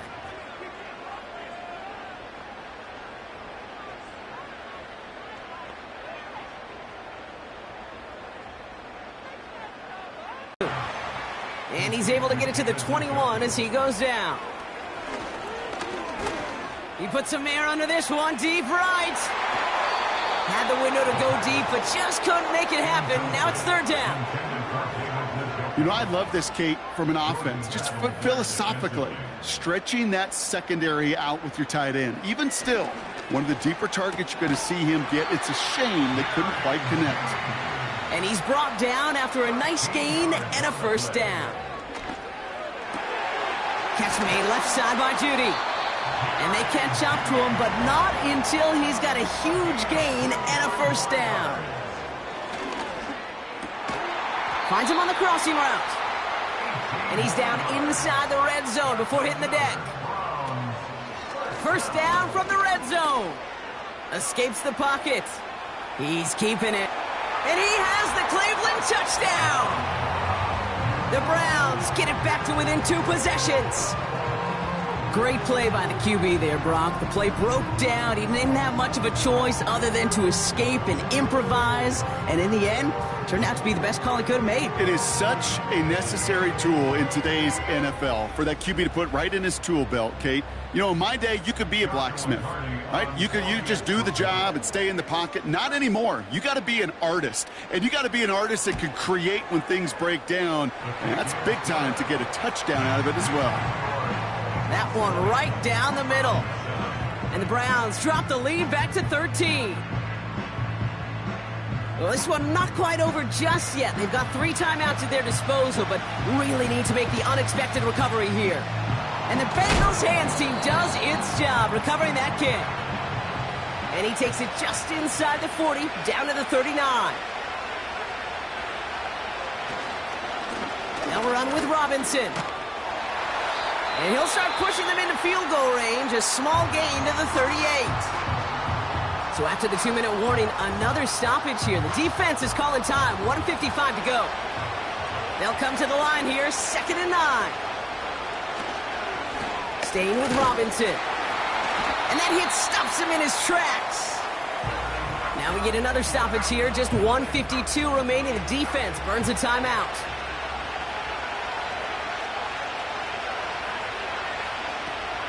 Third down give to Robinson. And he's tackled for a short gain. Now the Browns spend their final timeout. For the 3rd time today, we see them setting up for a field goal. From the right hash, 52 yards out. And this kick is good. He needed to get all of it there, and he did. And that'll give him a 16-point advantage. That kick, well, it throws a roadblock up on some of the remaining avenues to get back in this game and really leaves only 1 remaining. It's going to take 2 touchdowns if they want a shot at it. And we know those odds, they're getting pretty long. He stopped on the return at the 27. Back out now comes the Browns offense. And they're coming off an excellent series throwing the football that led to that touchdown, Brock. So you and I both expecting that defense to be looking for that on this series. And that was probably their last gasp. It's intercepted. Jesse Bates in to pick it off. And the Bengals are going to have it after his 2nd interception of the season. There's some serious self-scouting going on right now. What is this quarterback not seeing that has led to these 3 interceptions in just this game? And then overall, what is this offense doing that has this defense clued in coverage-wise to every route combination they're trying to throw? Cincinnati just about set for its next offensive possession. And even with a good amount to the final 2 minutes remaining, no timeouts left, so they should be able to kneel this out. Victory formation here. Looks like they're going to take a knee on first down. He goes to a knee as time winds down in this one. This is situational football at its best. There's still some time left to bleed off the clock, but the really important thing here is you've got to bleed every second of that clock that you can. On second down, Robinson. And they make the stop, we're going to say at about the 37-yard line. It's a gain of 3 after the loss, but still 3rd and 8 to work with.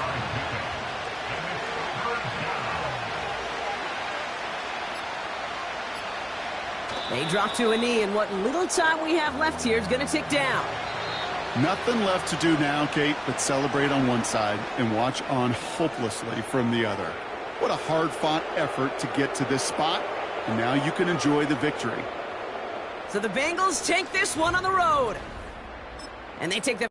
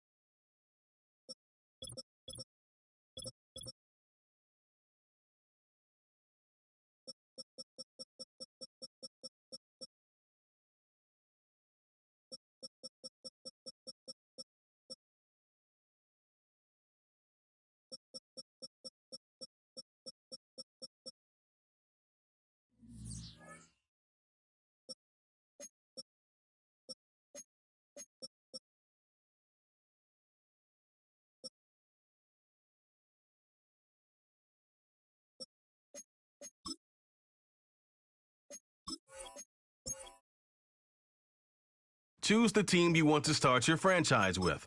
Use the options on the left to edit league settings and choose what role you want to run the show as, a coach or an owner.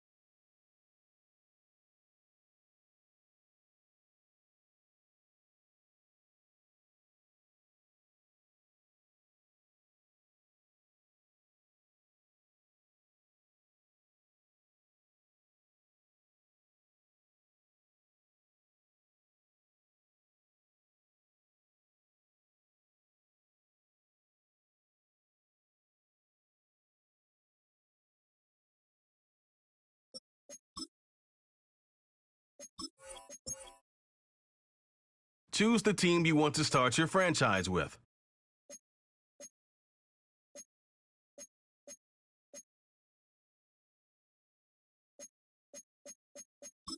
Use the option.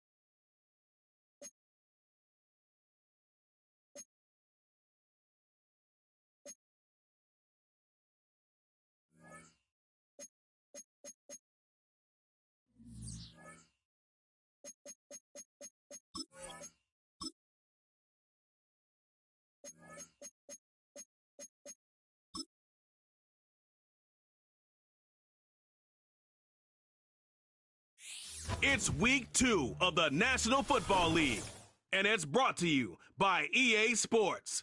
It's the Patriots and the Vikings, next on Madden Football.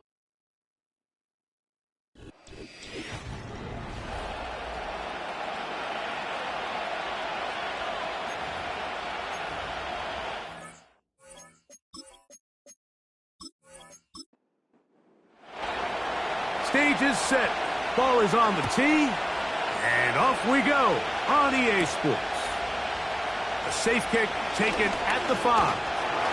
And he'll work this one past the 25 to right about the 28-yard line. Here's the Minnesota offense taking the field for the first time. They'll be led out by the young man in his second season in the NFL. A lot of things jump off the tape when you watch last week, Mike, but it was really just the overall execution of the game plan that stuck out the most. I mean, not only did he get them in the end zone a handful of times, he protected the ball, and he routinely exploited the weaknesses that they found during the week on film. He's going to be looking to do the same thing over these next 4 quarters. If he's successful, they're going to have a shot to leave here with another win. Terrific starter there. Gain of 15 and a first down.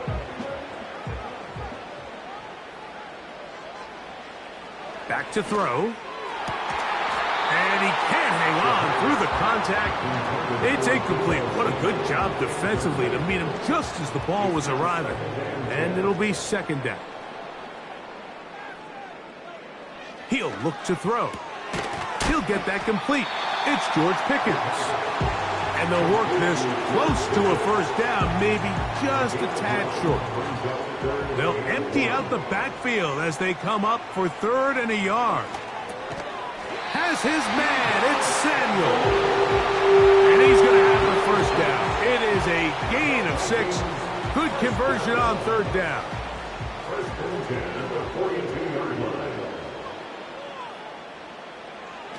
They'll look to throw again. A short one taken by Hawkinson. And that keeps him ahead of schedule. That's a first down completion of 7 yards. Second down and 3.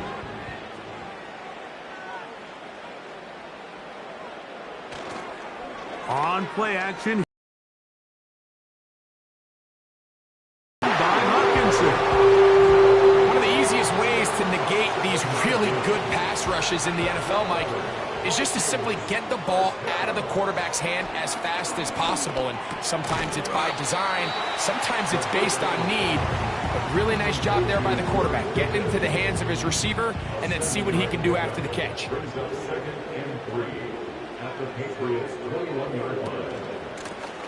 A handoff as they try to run it here. He is met and dropped. Good defense. Loss of a couple on that play. 9th play of this opening drive, trying to keep it going here on 3rd down. Blitz coming. He'll throw it over the middle. That's the tight end, Hawkinson. And he will not quite get to the marker. Good job there defensively. And now decision time. What are you going to do on 4th down?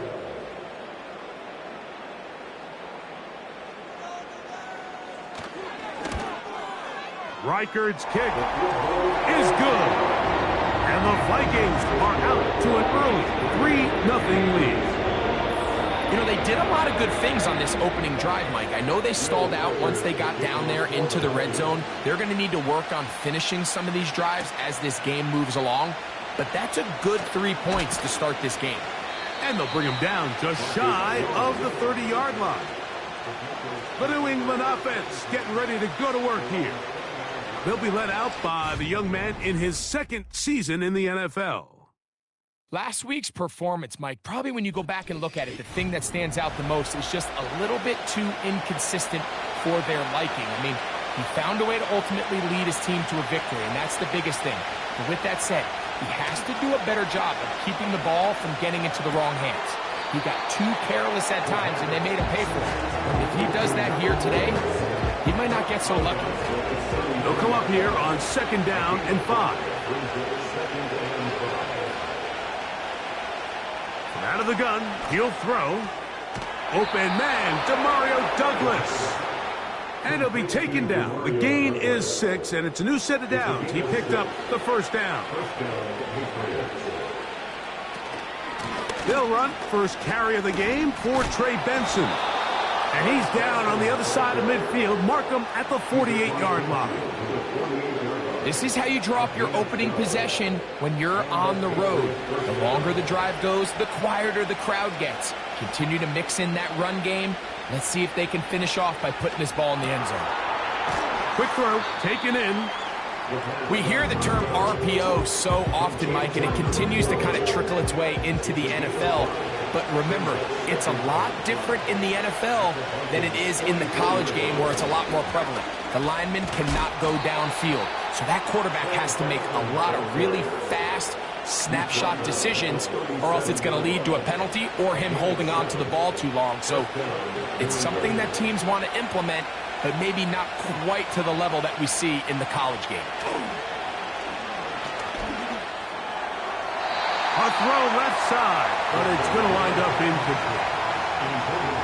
Up until that incompletion, they've done a really nice job on this drive, Mike, picking up fresh sets of downs. And typically, throwing the ball on first down is a great way to do it. But now they find themselves in 2nd and 10. Do you keep it? And he's into the end zone. Demario Douglas. Touchdown, Patriots. That his first touchdown of the new year. A terrific play all the way around. Finished off by the receiver, who not only made the grab, but Greg turned it up and takes it into the end zone. And that's the tricky part, Mike, that transition from receiver to runner. And in this case, he does it flawlessly. Look the ball in, secure the catch, and then get upfield and get yourself in the end zone.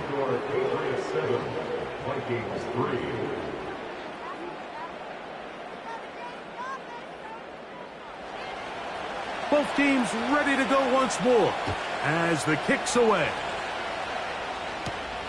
From the 6, here comes a return. And he'll be taken down right at the 29-yard line. The Vikings offense ready to get going with their second possession. They trail by 4, a touchdown gives them the lead. Drive begins with 1st and 10. Right away, they'll set up to throw. At least close to a first down. To gain a 9. Nice pitch and catch on first down. Not every pass has to be thrown downfield. You can rely on the run after catch, especially a big body like this tight end. Get the ball in his hands early and let him pick up the rest after the catch. On the ground, here's the first-round pick from April's draft. And he'll have enough to move the chains. He'll take this forward for about 3 yards. They'll come up 1st and 10 at the 40. Handoff here, up the middle. And he'll be marked down at the 45-yard line. And a nice pickup there by the back with an explosive run play. And it's important to point out, Mike, his offensive play caller, he's still working off that opening script. It doesn't necessarily have to just be the first possession. Using formations, using run game and pass. Unmask the defense and understand where to take the play calling as the game unfolds. And they bring him down, but not until they get inside the 30-yard line. And if he's late with that throw, Mike, there's a really good chance a defender could have made a play on it, but he does a beautiful job. He puts the ball out in front of his shoulder, leads the receiver, and allows him to get upfield and pick up the first down. Now we get whistles. Time has run out. The first quarter has come to an end. 1 quarter in the books. 7-3 is our score. More from the Twin Cities in a moment.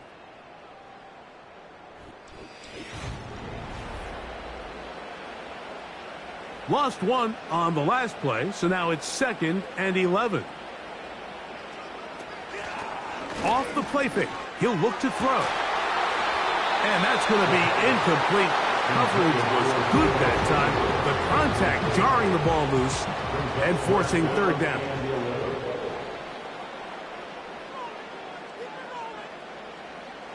He'll drop to throw. That is hauled in at the 5. And he's going to be taken down. third downs, Mike, those are quarterback downs. Those are the downs where you tend to find yourself in a must-pass situation, and that's where the top guys in the league are still capable of overcoming it. So throw the ball downfield, be accurate with the ball. Winning on third downs, that is a recipe for success. 2 yards from 6 points. It is first down and goal. They'll try to run this one in. And that big offensive line, clearing space. He's in. Touchdown, Minnesota. Now remember back, Mike, their first drive, they had to settle for 3. So they definitely didn't want to have to do that again. So really solid drive from start to end, and they're finally able to cap it off with a touchdown.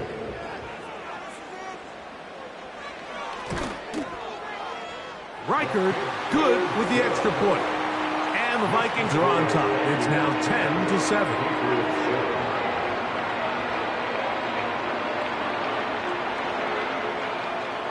Reichard out now, following the touchdown, as he kicks this one away.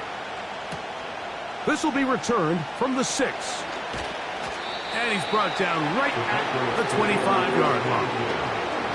Patriots offense are now ready to get going on their second possession.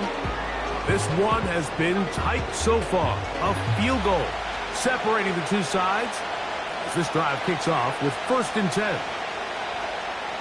Back to throw here to begin the drive. Quick throw here is complete. And they'll get about 4 here as he is taken down. Here's 2nd and 6. Putting the tight end in motion. Here's a screen set up for Benson. They smelled the screen and took care of it. Blown up in the backfield. They need 8 as they come up for 3rd down. Now they'll set up to throw.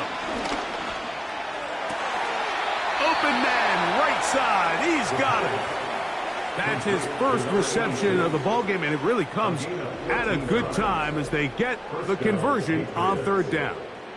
You just can't ask for better protection than that, especially on 3rd down. Clean pocket, tons of time for the quarterback to work through his progression, and at this level, if you give quarterbacks that amount of time, chances are they're going to find somebody downfield. That's a nice pickup on a 1st down throw. It's a gain of 8.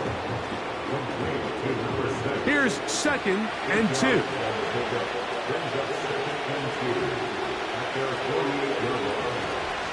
On 2nd down, it's Benson. He'll try to get back to the line, but he's not happening. Going to lose a yard. He'll come up to 3rd and 3. Off play action. He'll set up to throw. Gets it away quickly, and it's caught. And he's going to have the 1st down taken down after a short pickup of 5, but it will keep the drive going.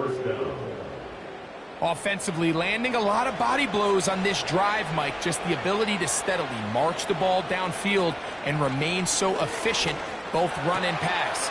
As they continue to wear this defense out, they have to find a way to end this drive with points. Anything short of that would be a bit of a letdown. Come to the line now on 2nd and 2. He's got Douglas going deep. That one broken up. It's incomplete. All over him down the field. It'll set up 3rd down.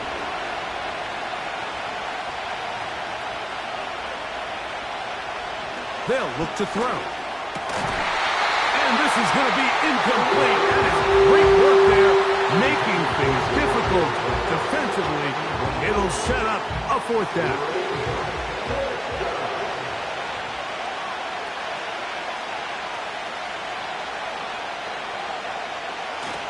They'll try it now with Benson. And he's going to pick up a Patriots 1st down, it would appear. Yes, he does, by a full yard. They get the conversion on 4th and 2. They'll run, and this is Ramondre Stevenson. And the defense all over this one. They knock him down, it'll go down as a loss of 2. Every team makes an emphasis on winning 1st down, but as a defense, when you're able to take them back for a loss, second and long, you can really become more of a pass-centric defense and really tips the scales into your favor. There's only a handful of guys in the league who legitimately have world-class speed, and he's one of them. He's the type of weapon that you 3 or 4 times a game have to just say, okay, my guy, he's faster than your guy. We're going to send him deep and let it fly. And even though that one falls incomplete, you have to continue to sprinkle that threat in because it makes everything else in your passing game that much easier. Jerod Mayo's made the decision, and he'll send out the field goal team. This will be from 56 yards away. His kick is good. And the Pats will level the score at 10 apiece. And that's really well done here, Mike. I mean, everything's in rhythm. A good snap, a good hold, and a good kick ties this game. This taken in at the 8-yard line. And it will finally get him down, but he gets all the way close to the 40-yard line. The Vikings offense and their running back getting ready to go back to work. They'll see if they can go about breaking our tie. We're all even at 10 as this drive begins, 1st and 10. They'll come out throwing here to start the drive. Samuel has it on the slant. And that keeps him ahead of schedule. That's a first down completion of 7 yards.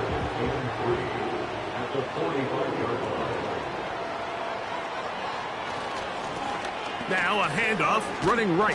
And not much there. He's back to the original line. No gain on that one. They'll empty out the backfield and line up for 3rd and 3. Throwing now from the gun. And that is incomplete. Here in the first half, we've seen nothing but connections from these two guys. I mean, they've come out completely on fire, so the defense finally gets a stop, and really the first time we've seen these guys be a little bit off. On the return is Jones. And a nice return there. The offense not going to be backed up as much as they could have. Drive's going to start from beyond the 20. So now the New England offense getting ready for their next possession. They'll work in a tie game here in the 2nd quarter and get started with 1st and 10. Now off the bootleg, he'll look to throw here. And he's going to be taken down at the 37. We've really seen both teams have a lot of success moving the ball throughout this entire first half, and just seems this possession is going to be more of the same as they start this drive.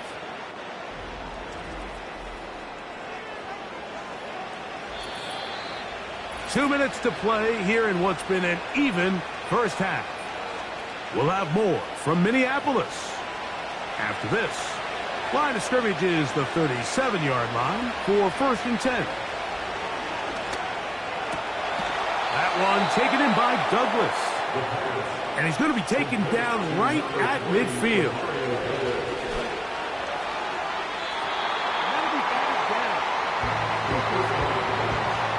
And the success of this play, Mike, all comes down to the timing of the defender. You get there a little bit too early, you risk pass interference. You get there a little too late, it's a big pass completion. Timing your hand and playing through the ball is something they work on with these defenders all the time. And next time they throw the ball downfield, I wouldn't be surprised if they target somebody else.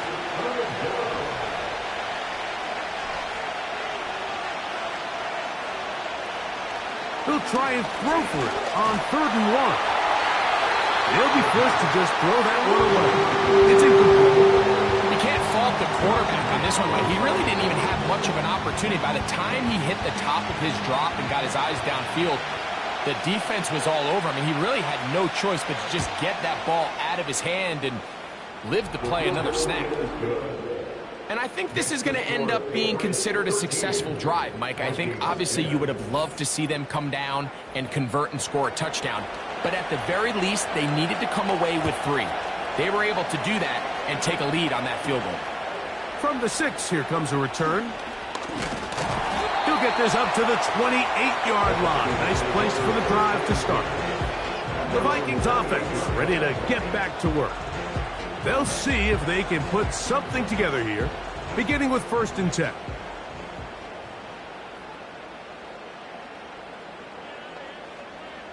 Back to throw. That's caught left side by Hawkinson.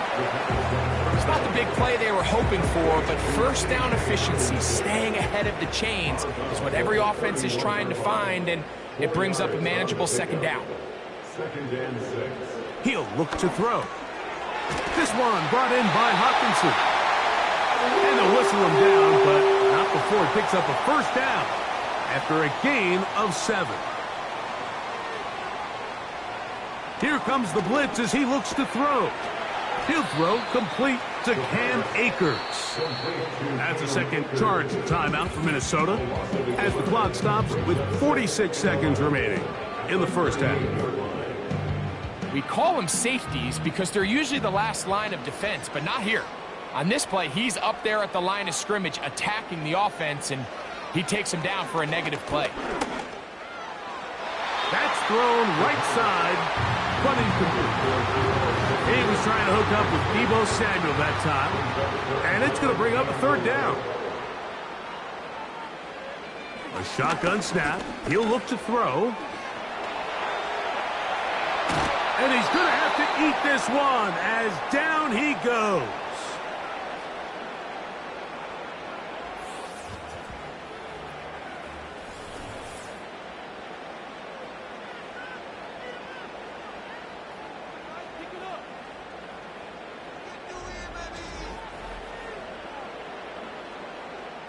Here's their punter now, as he's on to punt for the second straight drive.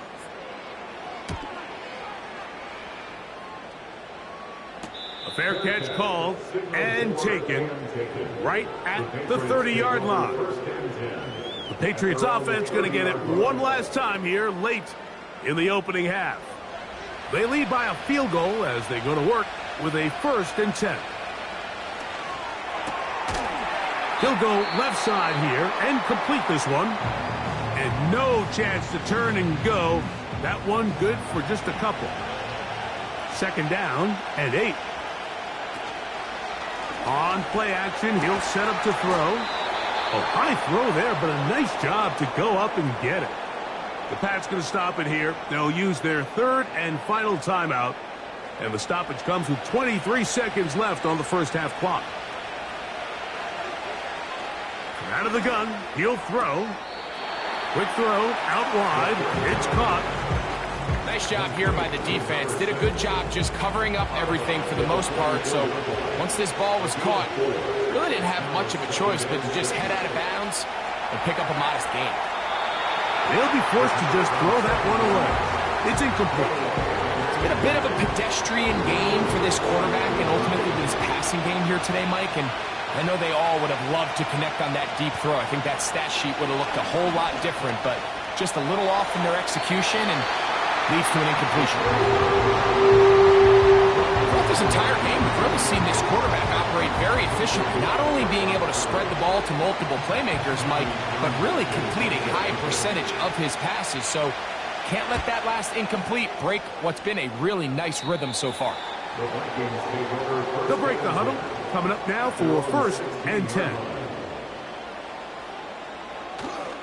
They will start it on the ground to run that clock. And a strong first down run, a pickup of 9, setting up 2nd and short. So we hit halftime, and the visiting Patriots are on top. As we'll get you down to Orlando now. That's where the coach is, Jonathan Coachman, and our EA Sports halftime report. Okay, Mike, back to you and Greg in just a moment. But after a wild first weekend in the NFL, time to see if things will settle down as we take a quick look at what's happening here in Week 2. We'll start up at Highmark Stadium, just outside of Buffalo. And it is the Chargers who have the lead. And no rest for the weary. Let's get right back to it. Quarter number 3 set to begin.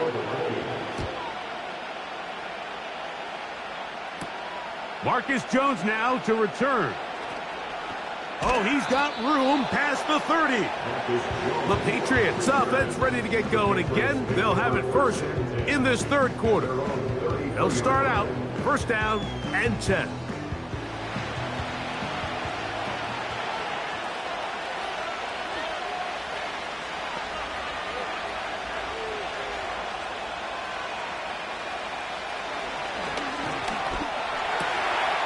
Quickly to the outside and complete.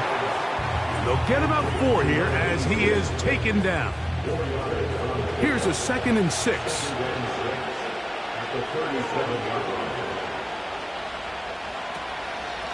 A run out of the gun with Benson. And he'll be brought down just shy of midfield. This is where you have to be careful, Mike. You find yourself winning in the second half. Human instinct says, all right, let's just sit on the ball and protect the lead and let the clock run out. You can't do that. Stay aggressive. Do what got you here. Continue to mix the run with the pass. Keep your foot on the gas and try to extend this lead. Here's a 2nd and 3 forthcoming.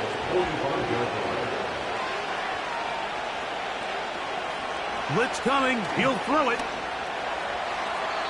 And this ball batted away and incomplete.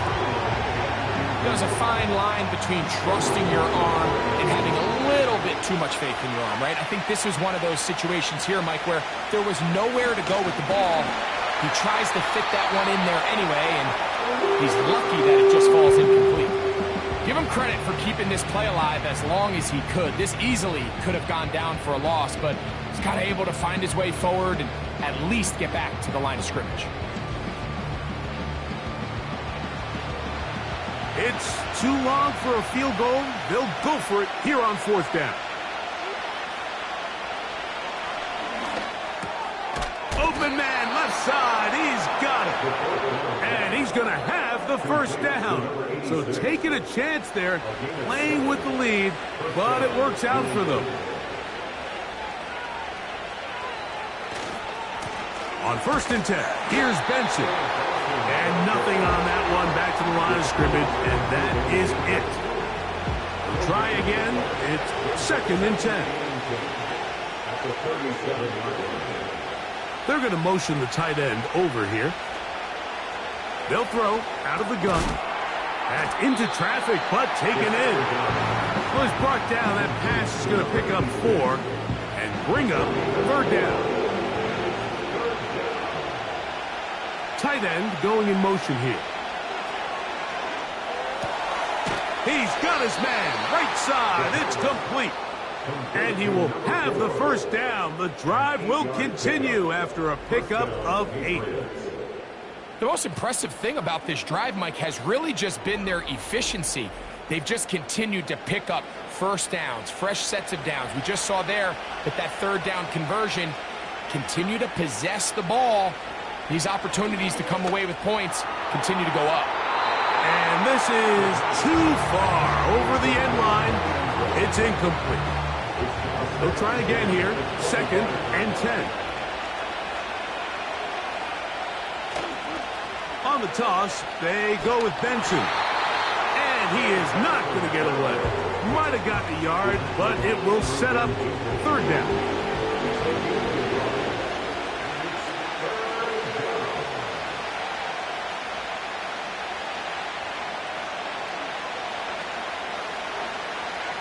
He'll drop to throw.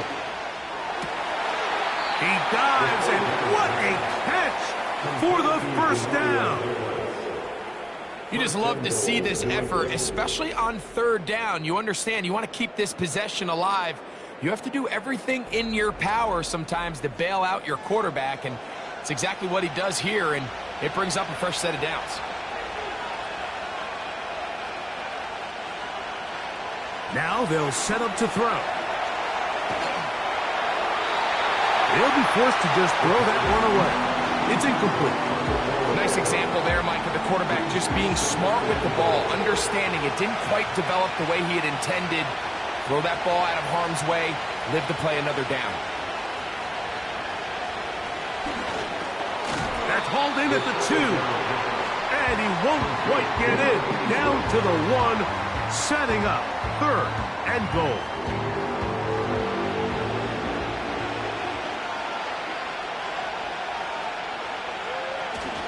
They'll run with Benson. Powering forward. He's in. Trey Benson. Touchdown, New England. You can just see the comfort, Mike, that this offense continues to play with. The early momentum in the 1st half has carried here after the break, and You can see this group just slowly starting to pull away. And I'm thinking, Greg, about the guys on the other side. You're waiting at halftime, that other offense waiting to get back on the field. What happens? They come right out, extend the lead, and now the task gets a lot tougher for the second half.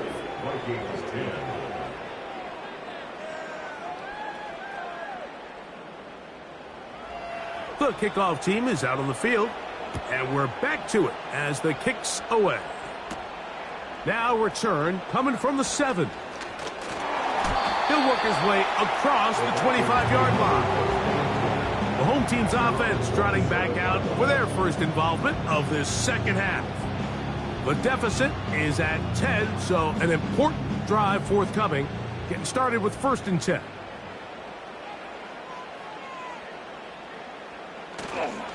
Off play action. He'll set up. Oh, the blitz gets there quickly, and down he goes. With the right personnel, the safety position is like the ultimate chess piece, right? You can put him in center field to play pass. You can bring him up and make him a pseudo linebacker, but you also can bring him on pressure, Mike, and that's what this guy does so well. The timing and the speed, he got there in a hurry. Well, that helps. It's going to be a much more manageable 3rd down, getting some good yardage on that 2nd down play. Leads to 3rd down and 3.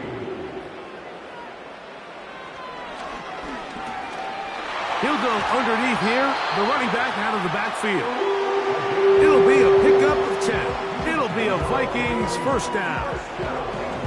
He's in a really nice rhythm here on 3rd down. He appears very comfortable operating out of the gun, and he's able to find his man near the sideline, and he's able to extend this drive. 1st and 10.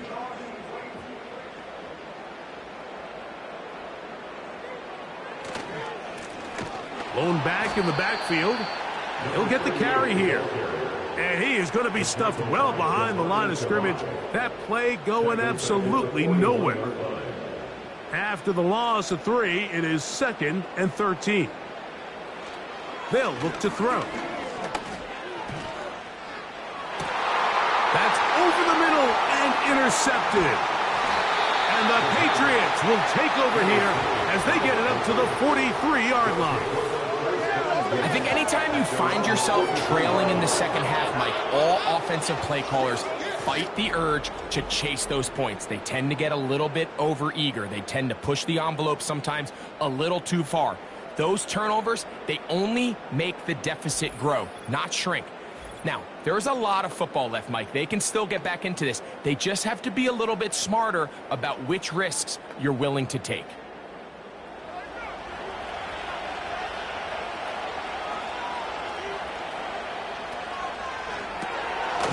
He'll get this out wide.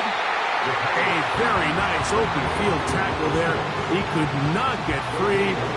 Gains nothing. On the ground, it's Benson.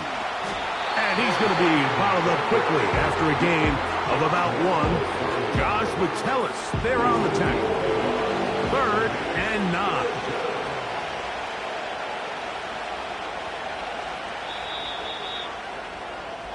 So we are through 3. You're watching the NFL on EA Sports.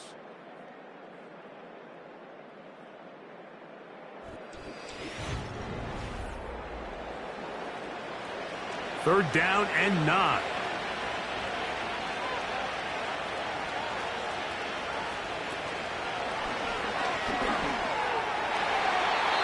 And that is incomplete. And this game almost just flipped completely on his head. You find yourself with a lead, just trying to milk the clock away in the 4th quarter, and that's a gift. I mean, that defender just flat out drops the ball, and if he's able to secure that takeaway, this game looks very different for this offense. Out comes the Minnesota offensive unit as they get set to take over. They'll do so with 1st and 10. Back to throw here to begin the drive. And they'll get about 4 here as he is taken down. And this is where the versatility of the tight end position really starts coming into play. Not only do they have to line up with their hand on the ground, but they can occasionally split out in the slot And man, they're too fast for linebackers, and a lot of times they're too big for defensive backs. Defensive coordinators preach all the time, play pass defense with vision. It's exactly the case here. They're able to rally to the ball, keep that to a short gain.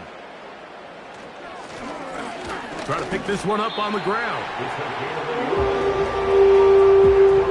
Really just the same approach that an offense would take on a quarterback sneak, Mike. You don't necessarily have to spring them for a huge gain.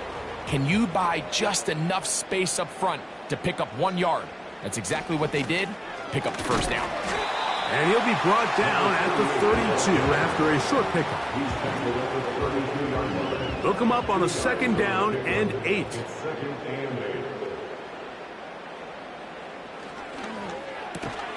A short one taken by Hawkinson. He'll get about 6 before he's taken down. The backfield empty here for 3rd and 2.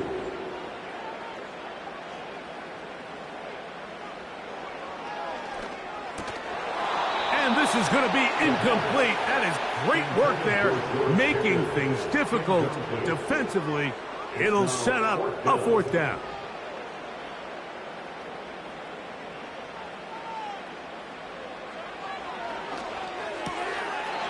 That one pinballs around, but it is incomplete.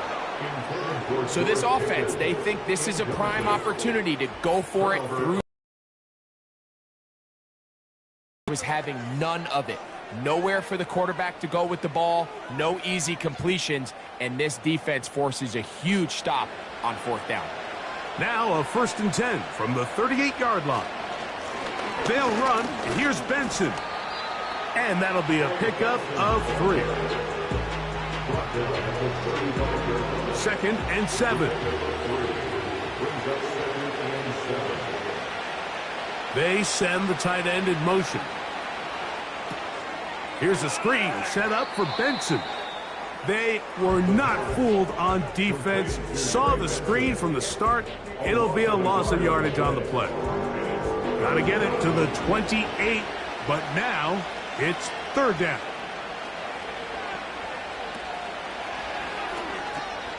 They'll look to set up the screen here.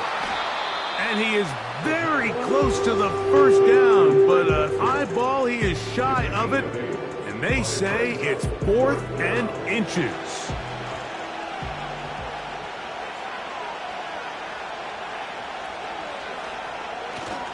They'll try and run for it. And he's not going anywhere. Stuffed behind the line. They have turned it over on downs. So this play by the middle linebacker is all about play recognition. Reminds me of a former teammate, Luke Kuechly. He knew the play before it was going to happen. Watch him. He diagnoses, he tracks the ball, and bang, makes a huge tackle, short of the yard to gain, forces the turnover on downs. The home team's offense ready to take over once more. They'll begin with 1st and 10. Little short pass here, caught by his tight end. That's a nice pickup on a 1st down throw. It's a gain of 8. Brings up 2nd and 2 at the 37-yard line. Now, faking the give. The throw on the run is complete. And he's down on the other side of midfield. Mark him at the 48-yard line. So they come to the line for 1st down and 10. And they're going to get to him and take him down, taken back to the other side of midfield. The pressure gets there again, and again he goes down. Throwing now on 3rd and long. And that is incomplete. He was looking for George Pickens there. And now it's 4th down. This offense has to find a way to be better on 1st and 2nd down, Mike. Living in these 3rd and long situations, must pass, is not a recipe that their offensive coordinator wants to operate in.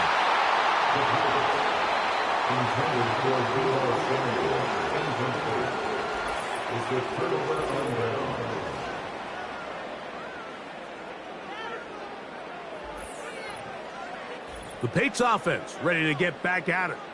And it would appear they are on their way to a 2-0 start as they begin things here with 1st and 10 in this 4th quarter.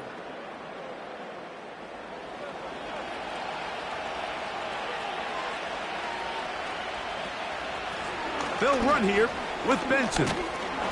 And they'll take this down inside the 35. 2-possession lead, 4th quarter. This is the time, Mike, when you really can rely heavily on your run game. Everybody in the stadium knows you're going to run it, including the defense. They just can't come up with an answer to stopping it. A tight end in motion now. And the back judge throws the flag. He looks at the ball, looks at the clock. Clock says 0. That's a delay of game.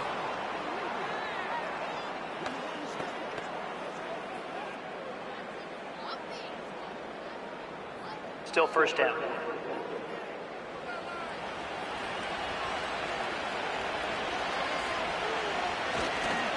Again, it's Benson. And he'll plow forward for a gain of 4 yards. So 2 minutes left to play in the 2nd half. Greg and I back on EA Sports after this. 2nd and 11. A run with Benson. And he'll only manage to pick up 3 yards. And that leads to 3rd down.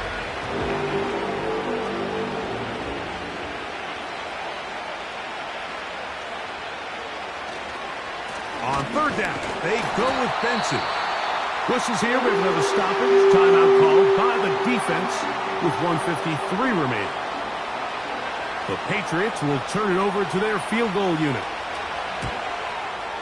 3 for 3 in the game, as this one is also good. And the Patriots will add to their lead here in the 4th quarter. And this is what you want. I mean, you clearly have the advantage, but you want to continue to apply pressure. Can you score every time you get the ball? They're able to do that here. They tack on 3 and extend their lead. And this will work out quite well. He'll get it all the way out to the 30-yard line. The home team's offense ready to come back out for this next possession. And, look, they've been out of sorts throughout, Greg. They haven't had any answer for this pass rush all game. Yeah, and it's really showing up in the sacks and also just in their ability to prevent any yards, any completions. This has just been a dominant pass defense performance here, and everything starts with the rush. The quarterback's uncomfortable. The clock gets sped up. He's got guys in his face. It's a lot easier to play defensive back and in some of these. And he's going to go down yet again. He has been under fire all game long. And this offensive line just has no answers right now. It's another sack. Now or never, they'll throw on 4th down. And that is incomplete. They had their chance. They took it there. Look, they're trailing late. Got to let it fly. This will wind up a turnover on down.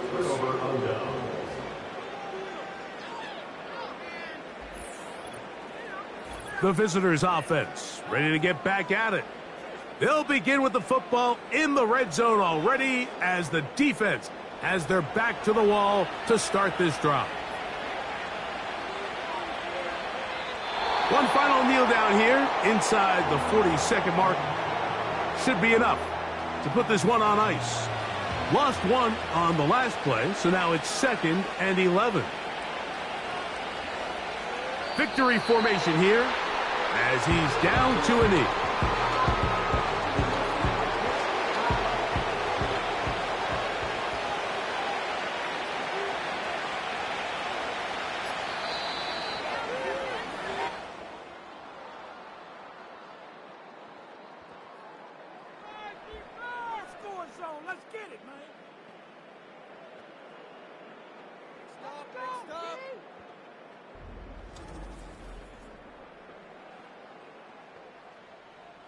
So it's a road win here for the Patriots. They get the victory here away from home to run their early season record to 2-0. So that'll do it for us. For Greg Olsen and our terrific team behind the scenes, I'm Mike Tirico. You've been watching the NFL on EA Sports. Follow us on X at EA Madden NFL.